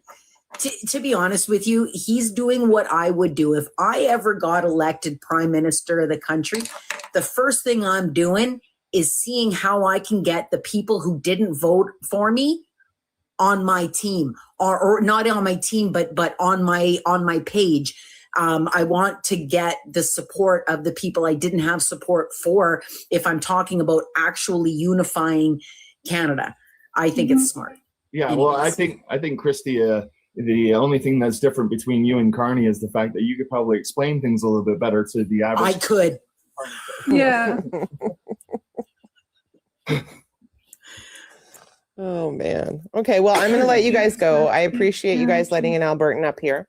I appreciate you coming up. Thank you so much, Lisa. I appreciate it. Yeah. I'm sorry that we are the draft for whatever the hell's happening in your province, but again, learn from us. And Yes. Well, you're I like think- asking. Yeah. I Lisa, think you're Don't like- underestimate these guys, because No. we don't want the Exactly. slow creep that would happen in Alberta.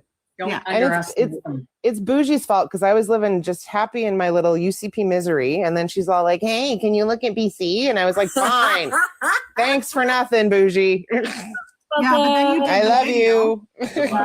you." Then you did the video, and you're like, Al or BC, what's wrong with you? What's going on there? And then what happened this morning in Alberta? Yeah, well, you know, I'm trying. The thing that pissed me off more, I mean, like, okay, OneBC is bad, but that Ron dude, I don't know who that Ron dude is. I had never seen. Again, thanks, Bougie. I don't Ron like him. who? That mortgage guy who seems to Ron like, Butler. holy He's fuck! Like, who is He's this man? brutal. Okay, Yeah, well, he's anyway. Butler. Doing He's this for a brutal. long time. He's not new. He's been on there doing this shit for. Well, I've been lucky enough to never have seen it, so I'm going to Yeah, go back good to for my you. little Alberta misery cave, and I wish you all the best, and I love you all. keep right here on. I will. Thanks again, Lisa. I Bye really bye. appreciate it. Please don't let Ron Butler show up on my my For You page now. Ron he's a Butler's thumb. brutal. I will get you. He's a thumb. You will see it.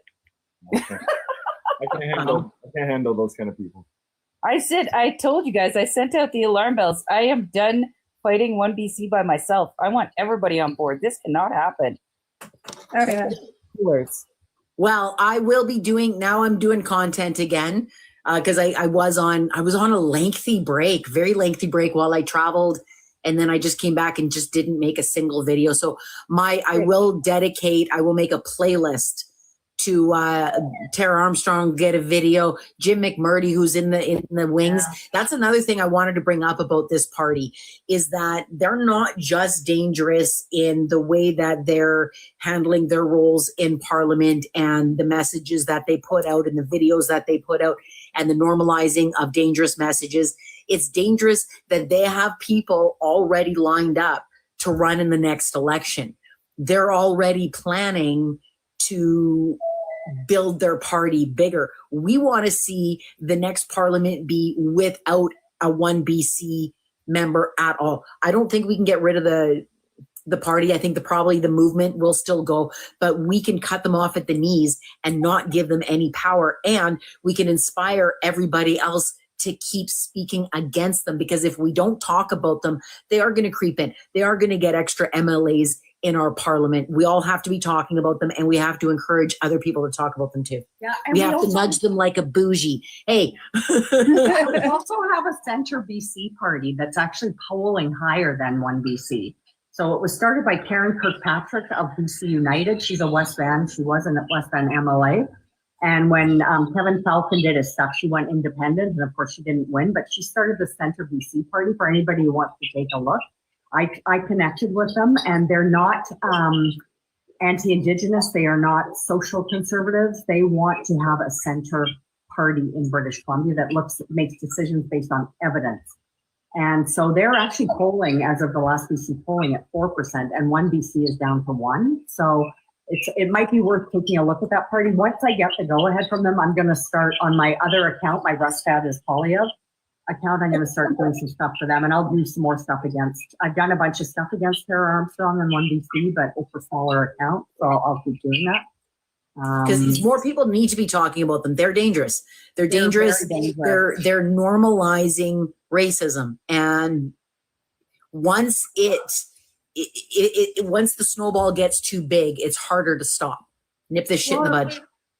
And what these people do is they go after vulnerable people. They go after Indigenous people who have been through so much. They're going after transgender children, for fuck's sake. Children. Yep. And excuse my language. And so they go after these very vulnerable groups of people. And that seems to get some traction because it hits people where they hurt in the public.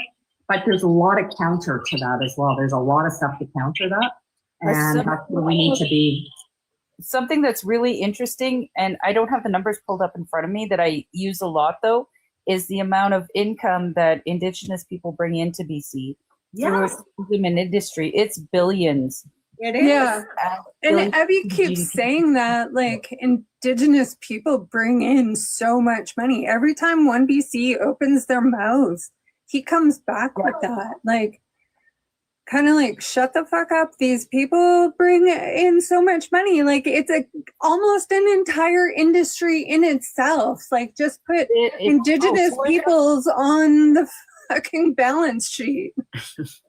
I think the hardest part for me is you have the conservative. The conservatives used to be a party where they didn't care what happened in your home. They didn't care about that. They only cared about economy, making things better for people, where you would end up getting more money in your pockets for everybody, less taxes, less social spending, which is not great. But they didn't worry about what was happening in people's homes. And now they've switched to this weird religious ideology where they've got to worry about LGBTQ, trans rights, whether or not women's rights to their bodies. Like, why are they worrying about what's happening in people's homes?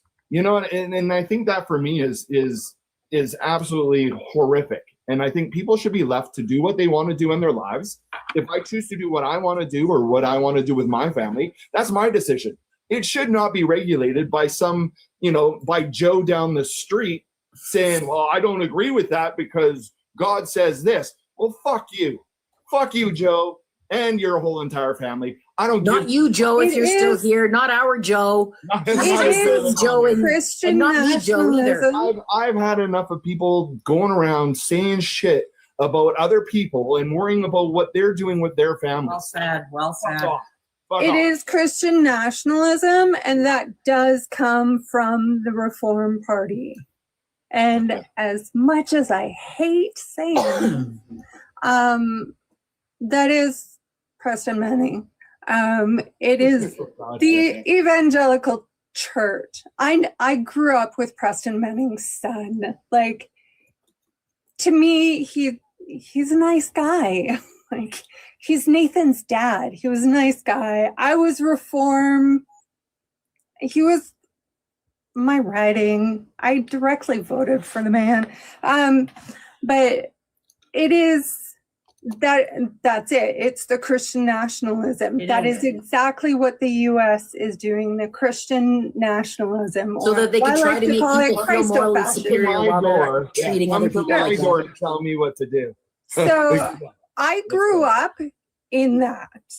I grew up in a private Christian evangelical church or school and then a Pentecostal church. Like, I was surrounded by this bullshit. And it's horrid. Like, the brainwashing that comes with it and having to be deprogrammed from it, and even still, like, as an adult, it fucks a person up. But that's all it is. It is the Reform Party within the Conservatives that's doing all of this. And so you get Polly. Yeah, I think at the end of the day, here's the thing. I don't care what anyone else does. You know, Christians, Catholics, all the religions. It doesn't matter. You know, you live your lives the way you want to live them. I have no issues with any of that. But my issue is when they're going around trying to tell me what to do. Sorry, I'm replying to a comment. We're not talking about Christians here. We're talking about Christian nationalism. Yes. Yeah. Oh, yeah. Right? No, I'm not talking about specific religion. I'm talking about people that are trying to impose their beliefs on the rest of the world that does not share those same beliefs. I don't push my People beliefs. Weaponize it. Yeah. I don't push my beliefs on anybody, and I'm not going to create legislation that's going to alienate part of this country. But it's part of their politics. Yeah, Yes, exactly. it is part of their politics. Yeah, BB, And I that's think- not happening, and you're gone. Yeah, no warnings, man. Just boot. I've been booting people. I've been booting lots of people. But I think you're right, booted Rob, tail. and Amy, and it comes out of the United States. In Alberta, it comes from David Parker and his Take Back Alberta movement, which is based on those Christo-fascist principles. And I don't know, Auntie, because you're on or on Twitter, if you follow Sunshiny at all from Alberta. I'm not sure. You should take a look for her account. It's Sunshiny, and she talks about this in great detail about how these conservative parties have been taken over by these Christo-fascists, and they come out of the United States, and then they are supported by probably Russia. But it's a huge movement, and it's in Canada, and it's rampant in Canada, and that's where you see some of this very. Well, they're starting up turning point chapters. And then there's that Giovanni guy, the one out of Bowmanville. Neil Giovanni. Oh, he's the devil you don't want to take over for her, Polly. There's so much to deal with right now. There's so much. It's overwhelming. I feel bad. That's intentional. I know. Yeah. It's Yeah. like when the states, when they first voted in Trump, and it was like every day. But I've never stopped paying attention to that either. And it's horrifying because Indigenous people are dying and disappearing there right now at such a rate that's terrifying. Yeah, and so are women who can't get abortions. Like the maternal mortality rates in these anti-abortion states are horrendous. And nobody's talking about it. They're still documenting it because I follow that stuff. But that's what they want here too. And Alberta just passed that motion against third trimester abortions at the policy conference. So we always have to be on guard here because it is here. We just have not let them get it implemented yet. And it seems to be encroaching ever so slowly and more relentlessly into our politics. And so that's what we have to stop. And for me, I will not help. So they only banned third-term abortions? They want to ban funding for third-term abortions unless the life of the mother is at stake. And so it hasn't come into policy yet. It was a UCP policy convention, but third-term abortions only happen when the fetus is basically dead or completely not viable. You don't just go in at 8.5 months pregnant. I'd like to have a termination. There's lots of medical research on that. But what happens is they start with the third term because everybody agrees, okay, well, you can't do that. And then they start to whittle it down. And the next thing you know, you have no abortion rights, none. And you're bleeding out in a parking lot in frickin' Florida because nobody will help you. And that's what's happening to women in the United States. And that's baffling. It's baffling. Like how does Susie down the street get to determine what Sally, her neighbor, gets to do with her own body? To me, that's again to my point is why do other people get to determine what you can do and how you live your life, based on their Everybody's in medical care now. It's like half the government's in our doctor's appointments with us between women and everybody else. It's too much. Okay, all provinces do have abortion laws. No, there's no abortion law in Canada. No, None. they do. Yeah, No, there they don't. are. No. Okay, so in British Columbia, up to 23 weeks and 6 days, it providers self-referral, you can do that. There are limits. Like you can have an abortion up to a certain amount of time in every single province. Yes, that's not a law though. That is because we have no abortion laws in Canada. It was struck down by the Supreme Court many years ago. There are no abortion laws in Canada, none. Problem is access. It's the problem is access, but that's a different issue than having laws. Yeah. Okay. I saw someone bring up the vaccine for what people. That was Oscar. Yeah. Oscar's And- trolling. And it is what it is. I'm not going to get into the COVID stuff, but that could go on for. At the end of the day, it's. But it was used a lot though. It was used to divide people. I remember when I first joined this app, pardon me.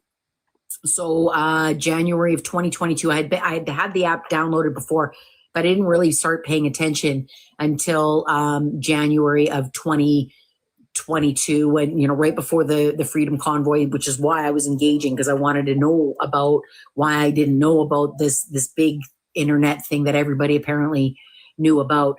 And what I noticed was how many people were encouraging everybody, go through your friends list, get rid of friends and family who don't agree with you. And I was seeing that message come from both sides. And I think that was pushed a lot.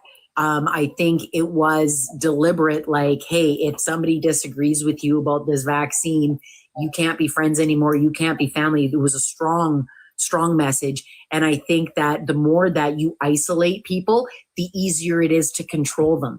I think that there was a huge effort to isolating certain people in society, Yeah, we especially actually. from your family and friends who would otherwise talk them out of it. When we talk about stuff we can do to combat, you know, OneBC, and we talk about our limitations on social media, because we are suppressed here compared to the people whose messaging we're trying to combat.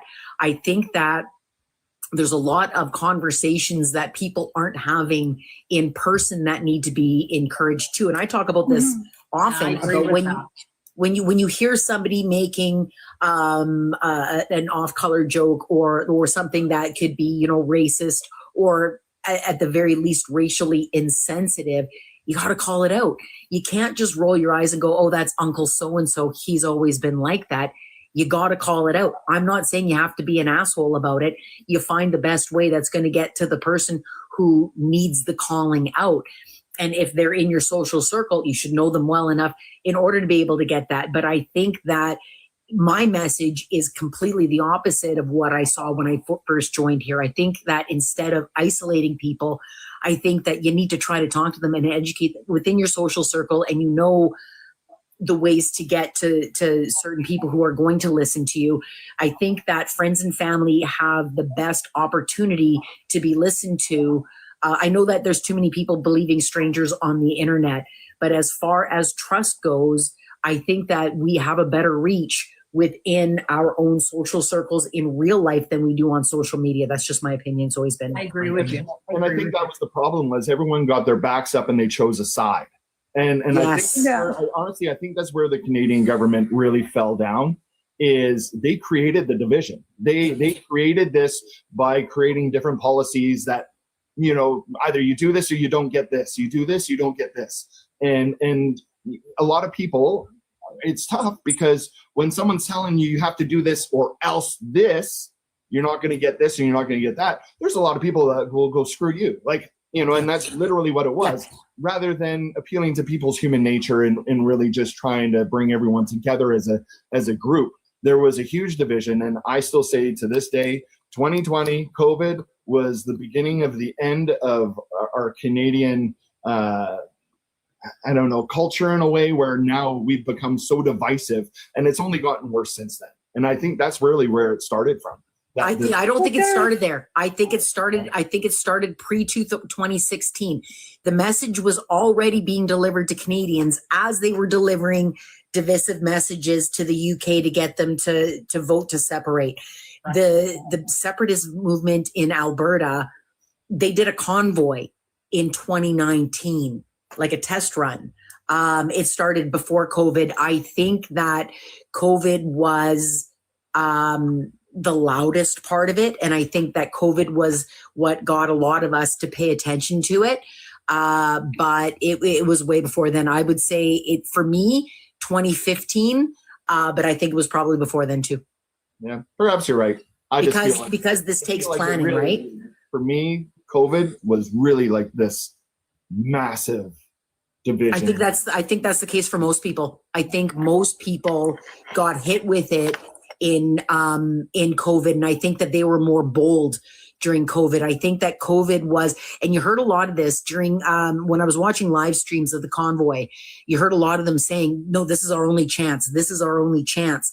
And I believe that came from the people who were behind it all, because they're never going to have that social dynamic again where people had been locked up for so long and they're frustrated and they're that pissed off at society. Doesn't matter what other kind of rage bait you can throw out.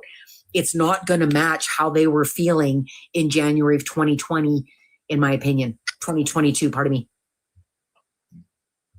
Yeah. I think for me, a lot of it started when Trump was elected the first time. 2016. Yeah, that could actually, I was in London at the time with my sister, and just to share a little personal story, we had bought a bottle of really cheap pink champagne for the great feminist victory. And because of the time difference, we didn't know that the Electoral College had been called until like 6 a.m. So I had fallen asleep. And when I woke up, my sister was in her bed crying, and I'm like, oh no. And so I'm like, open the champagne. So we sat there at 6 a.m. drinking. And then we were like, we walked to a pub. The whole of London was quiet, which it never is. We went to a pub. My sister just went in the bathroom and cried. And I'm like, just get us some alcohol. I don't care what it is. And anyhow, because it was so shocking that they would have made a decision about a man like that. And to me, that's when that process really started in the Western world, in this world. That and Brexit. I agree with you, Christy, about Brexit. But I think, and then his crazy behavior, which again, nobody was really able to call out. And even today with what he's doing, kidnapping people, putting them in concentration camps, taking children away from parents. God knows what they're doing with them behind closed doors. We still have media that's sitting there pretending like it's perfectly normal. And why is he doing this? It absolutely makes me insane when I see this. And so that's why I feel it's so important in our own world here that we're talking about, that we call this stuff out as we see it, and we call it out for the truth. Not that, a Dallas Brody wants to change a flag, but that she is a bigot against Indigenous people, against transgender people. She has no economic plan. And I actually, when I look at her, and I'll be careful how I say this here, I think that she needs medical help. I really do. There's something wrong. But regardless, I'm not a psychiatrist. But I think that you need to call these people out very clearly for what they're doing, because nobody else is going to do it. The media isn't doing it. And all these people that we all know in our lives who aren't that, I don't really like talking about politics, or who aren't too sure. They need to know this stuff. And it doesn't have to be aggressive, but it needs to be very clear, very pointed, in order for them to understand what we're dealing with here. This is not your father's or your mother's Conservative Party, especially the Canadian one. This is a whole new beast that's going to hurt you and your kids and your environment. And I think it's important to keep talking about it, even if April 20 comes and we all canvass the shit out of the Lower Mainland and the interior, and we get the recall. Let's say we're successful. Like I said, they got people waiting in the wings. They've got people waiting to take over to make sure that this movement still lives. So we have to make sure that we have a counter to that. They're going to have support. They're going to. I wish that wasn't true, but it is true. There are racists in British Columbia. There are people like that Mark Emery. There are people that are going to support them. We have to be louder. We have to build the support against them to be stronger so that they're not successful. Yeah, I think they've always been there. Let's be clear. Yeah. They've always been there. It's just, and to your point, probably 2016 is where they started going, well, wait a second, maybe there's room for us to kind of come out and be a little more vocal, and hey, maybe it's going to be a little more popular to be this way. And now we're in the position where we're at, where you've got people that are in political power that are openly racist and pushing these agendas, which is, to me, is outlandish. I never thought in my lifetime that we would ever see anything like this, but it's happening. Because we have this, we think, like we grow up thinking, well, when you get to be a grown up, you know everything, and when you know better, you do better, and you think that that's the way that the world goes, and that's not the way the world goes. The way the world goes is some greedy shit comes along and says, "Hey, I'm going to fill my bag, and these people are in my way." Yeah, it's funny you say that. As an adult, as growing, well, semi-adult, mentality, I don't know. But as I get older, I feel like the less I know. So I think it almost the more you learn, the more you realize you don't know. Yeah, exactly. Well, like I said, I'm a lot older than you guys. I'm 63, and I can remember when I first started my career in my 20s and going to work, and my boss, I worked in insurance and disability management, and my boss telling me about a certain ethnic group of people who always takes advantage and they scam the system. And I remember I think I was 22, and I just looked at him and I said, "You can never ever say that to me again, because that's not true."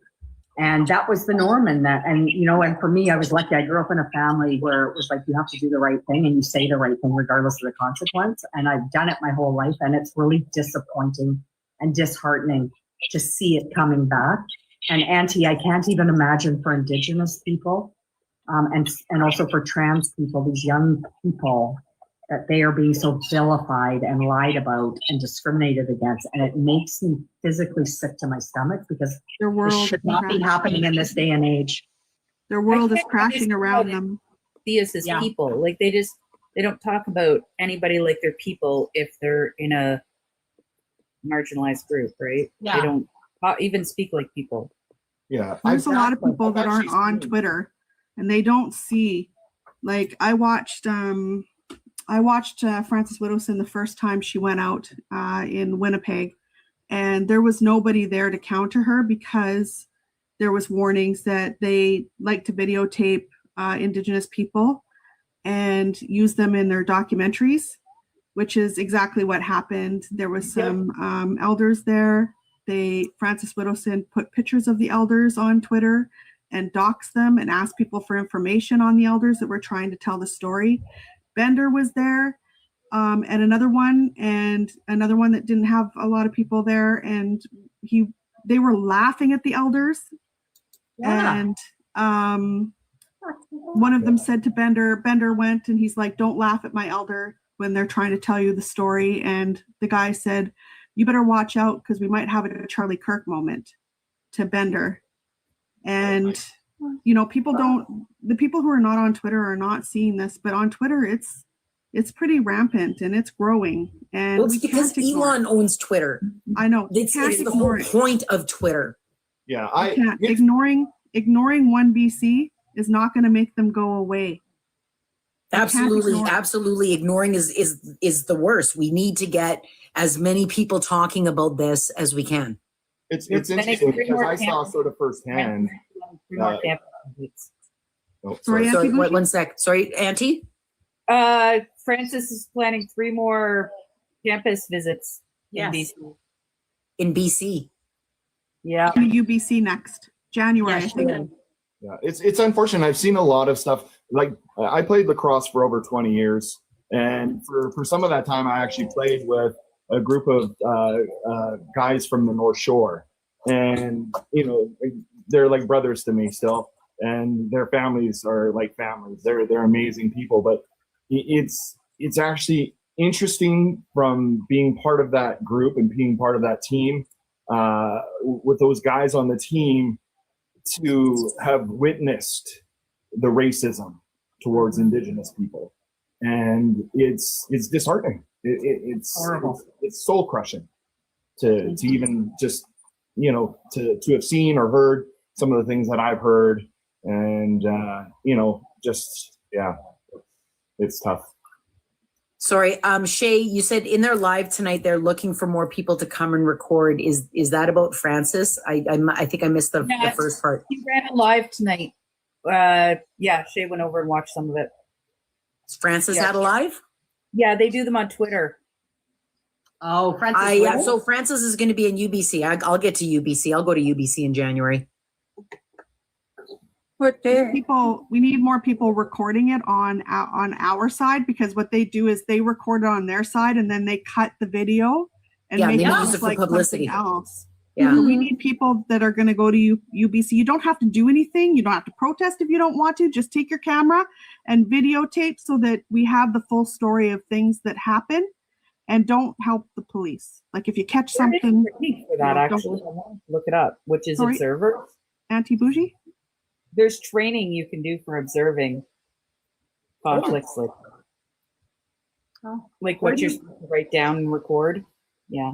Where do you find that, anti-bougie? I haven't looked it up yet, so I'm putting it here as someone who knows very little about it. Unfortunately, I haven't looked it up because usually I'm the problem and not just watching. I can't keep my mouth shut. So Shay, what Shay says, and this is going to be our plan for when we go to UBC in January, and I'll get the date and I'll make a video encouraging as many people in the Lower Mainland that can join me to come and join me. We need non-Indigenous, that's us, to circle them, keep them away from our elders. So if we have elders show up in UBC, we need to protect them, and we need to have the circle around. We can't expect Indigenous people to do that. We need to do that. I'd be too afraid of what I would do to the other people. That's why my husband doesn't come to protests. Yeah, And you know him. And could you You know imagine him. if both of us were there? But I'll be there. Absolutely. Hey, Chris. And also, I would like to bring attention to Krista Fox. She's in the comments. Krista has a page about missing and murdered Indigenous people.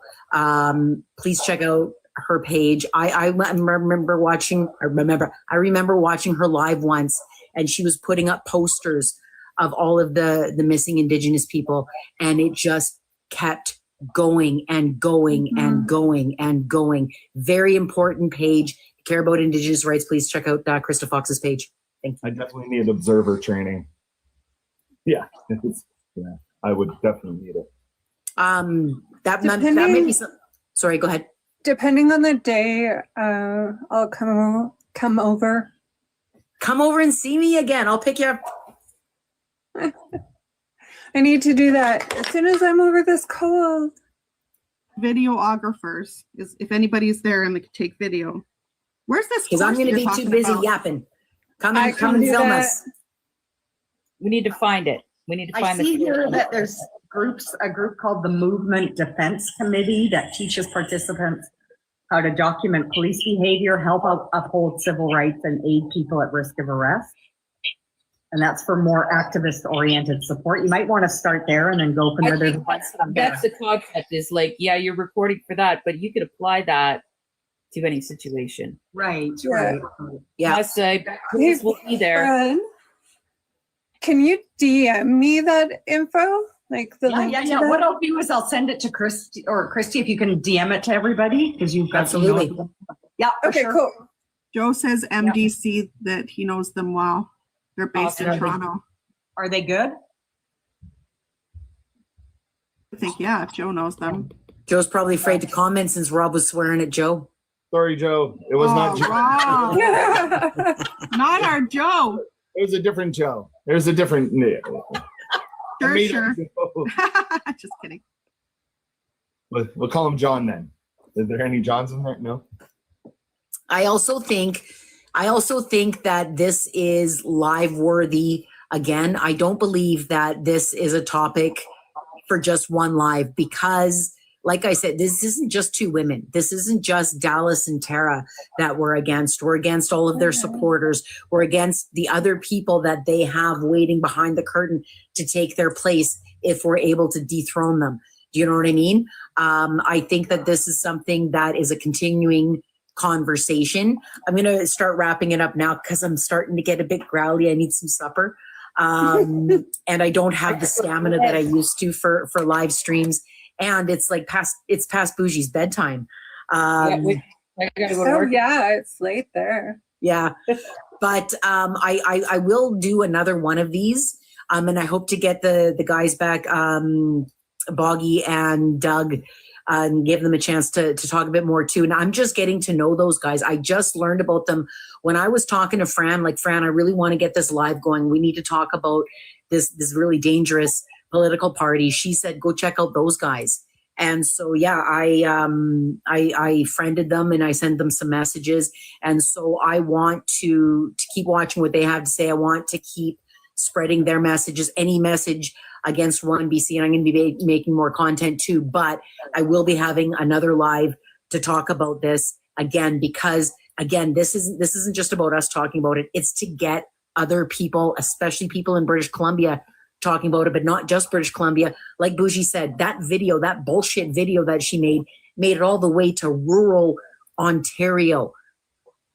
It's like a whole continent away, basically. We're against a movement. We're not against just two people in a political party. It might also be interesting, Christy, to touch base with these recall people. Yes. And find out more of that process so that we can hit. And I think too, another reason to keep talking about it is to build the resistance against these guys so that when April 20 comes, boom, we got signatures. We got everybody ready to get signatures and to get these guys out and to send a message to anybody else who thinks it's a good idea with those ideas to get a seat in our parliament. Did we find one for Dallas Brody? Is somebody initiated Dallas Brody yet? Actually, Boggy, who was in the panel before too, has a petition on his page about it. But again, nobody can file the petitions legally until 18 months after the election. So April 20th. Is he in her riding? Pardon? Is he in her riding? I don't know. I would have to check. Someone in her riding. Yeah, Brody's in Tina. Promote the letter writing too, the letter writing campaign. Oh yes. Oh yes. Thank you. Good reminder. 1 Million Voices for Inclusion has partnered with Leah Gazan's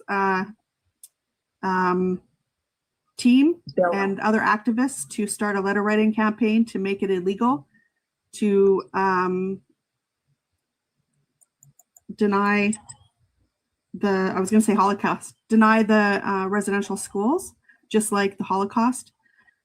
So we have a letter writing campaign. If you go to Polychick, my Polychick profile, it's in the link tree. I'll also add it to the Maple Mines link tree, and the comments in YouTube, I'll add it to the comments in YouTube. Maybe we'll make a video for it for Maple Mines too. Yeah.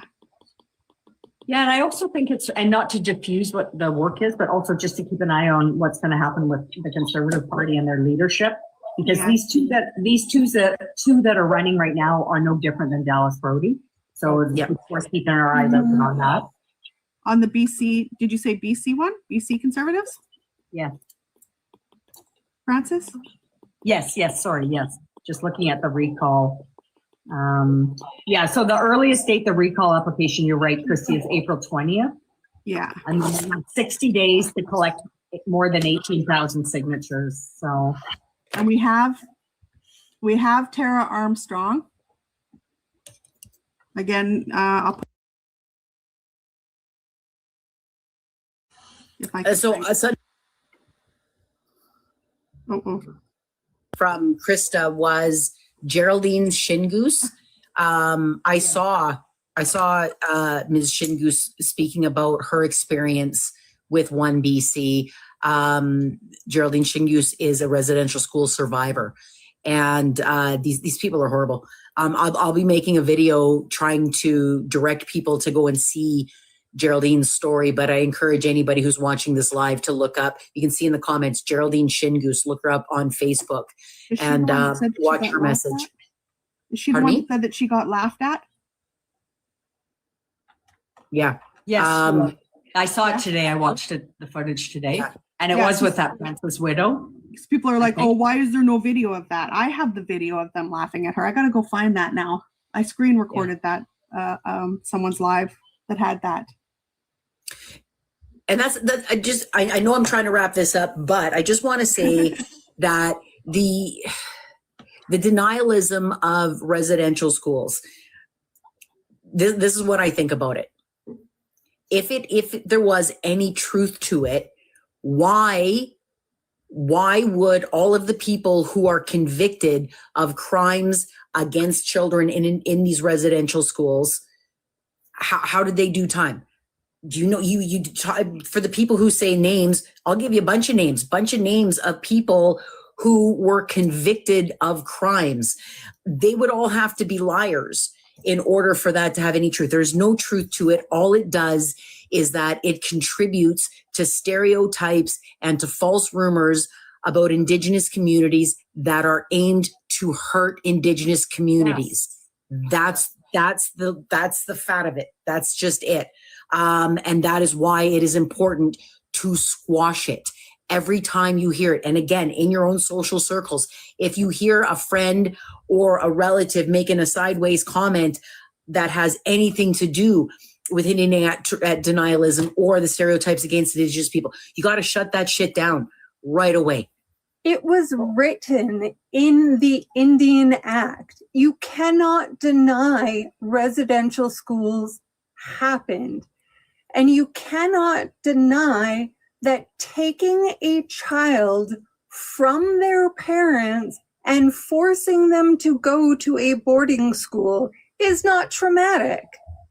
So I don't care what the fuck happened. You cannot deny that it was a traumatic experience that changed the way of life. Everything else added to the trauma. So I'd also like to say right there alone. There's a lot of people who contribute to denialism the exact same way that Holocaust deniers contribute to Holocaust denial. What they'll say is, oh, I'm not denying that it happened. And same with residential. Oh, I'm not denying that it happened. Ron Butler, that piece of shit Ron Butler did it in his video too.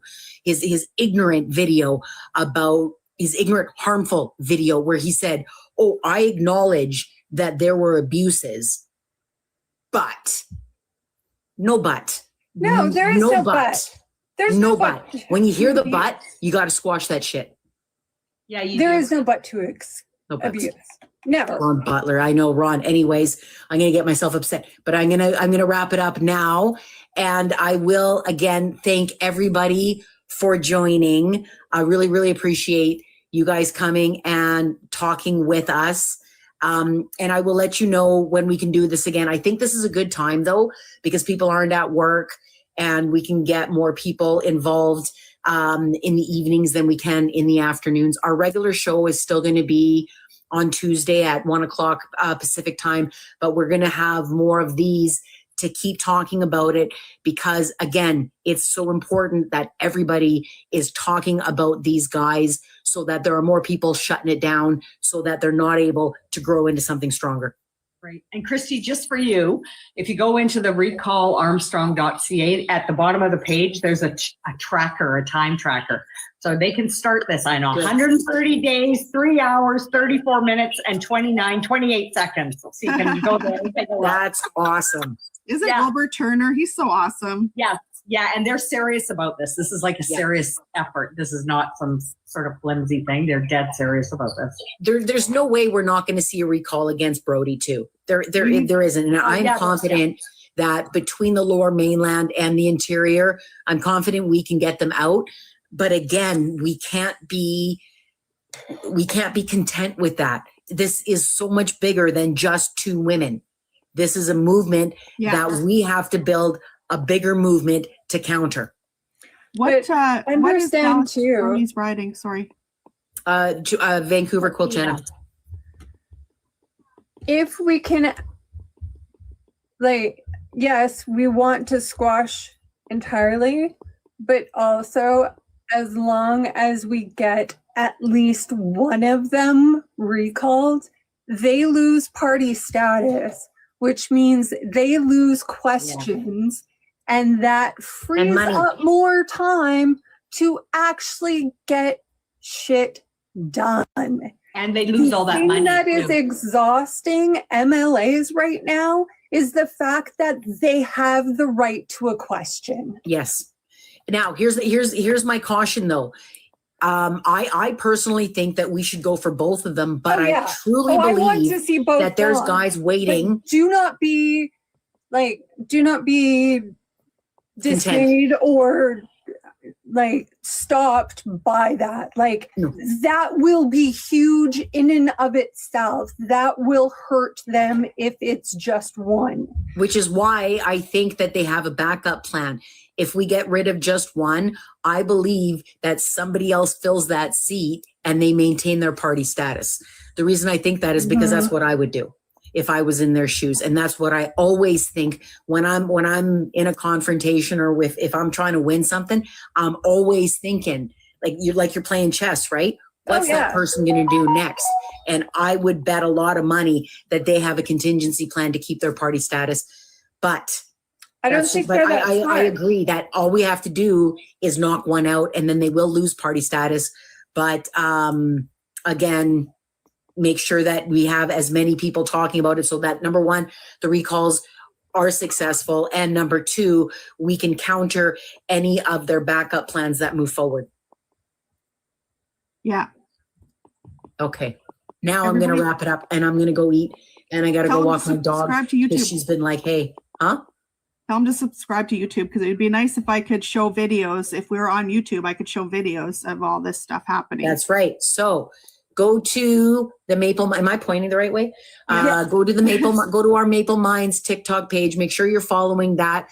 But also go to our YouTube page. You'll see the link on the Maple Minds page, right, Polly? I think we do.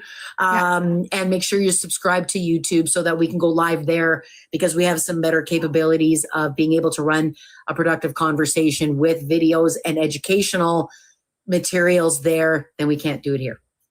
And is this thing being posted on your YouTube page, what we did today? Yes. It's Okay. running live right now on YouTube. Oh, Say hi, we're running YouTube. live on YouTube. Hi, YouTubers. Hi, YouTubers. I guess I should have watched my language earlier. Guess I should have known as the host. I think I swore a little bit too. Oh, well. It was absolutely, we were justified. I had a I rant. I can't stop myself. I absolutely okay. can't stop myself. It's like my second language. It just flips out. Eh. I It don't know. gives color to your sentences, I think. They say intelligent people swear more, so You know who says that? People who swear a lot. I say it all the time. That is true. They do say that. there were Bougie, thank you studies so much for done. joining us. Yeah. Of course, anytime. Hey, Bougie, is your Twitter handle FN Anti-Bougie or? I think so. Okay, I'll take a look for you because I'm there a lot. I'm still on there. I am a different person on every platform. Oh, I am a complete heathen on Twitter and I have no shame about it whatsoever. Which is why I invited you here. When I sent the text to Polly, I'm like, have you seen her on X? She's all over these guys. I can't believe I wasn't following you till just yesterday. What the heck? Good for you. Yeah. That's what you need to do. It's fun though. I think more Some people days have we to get go on. I know more. people don't like Twitter, but I really think more people need to go on because it is overrun and it's really bad on there right now. It's so And bad. It's like it's so bad there. And again, that's intentional, right? It's Anyways, disheartening. Yeah. yeah, I am going to make content about OneBC, and we will be back on a live like this to be determined.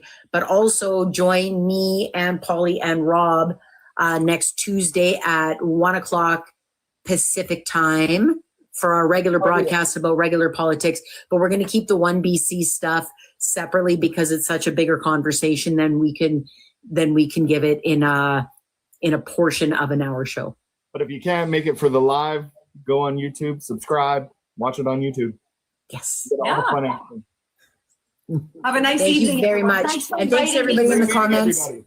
Thanks for inviting me. Have a Bye-bye. great night. Thank you. Thanks. Bye. Bye.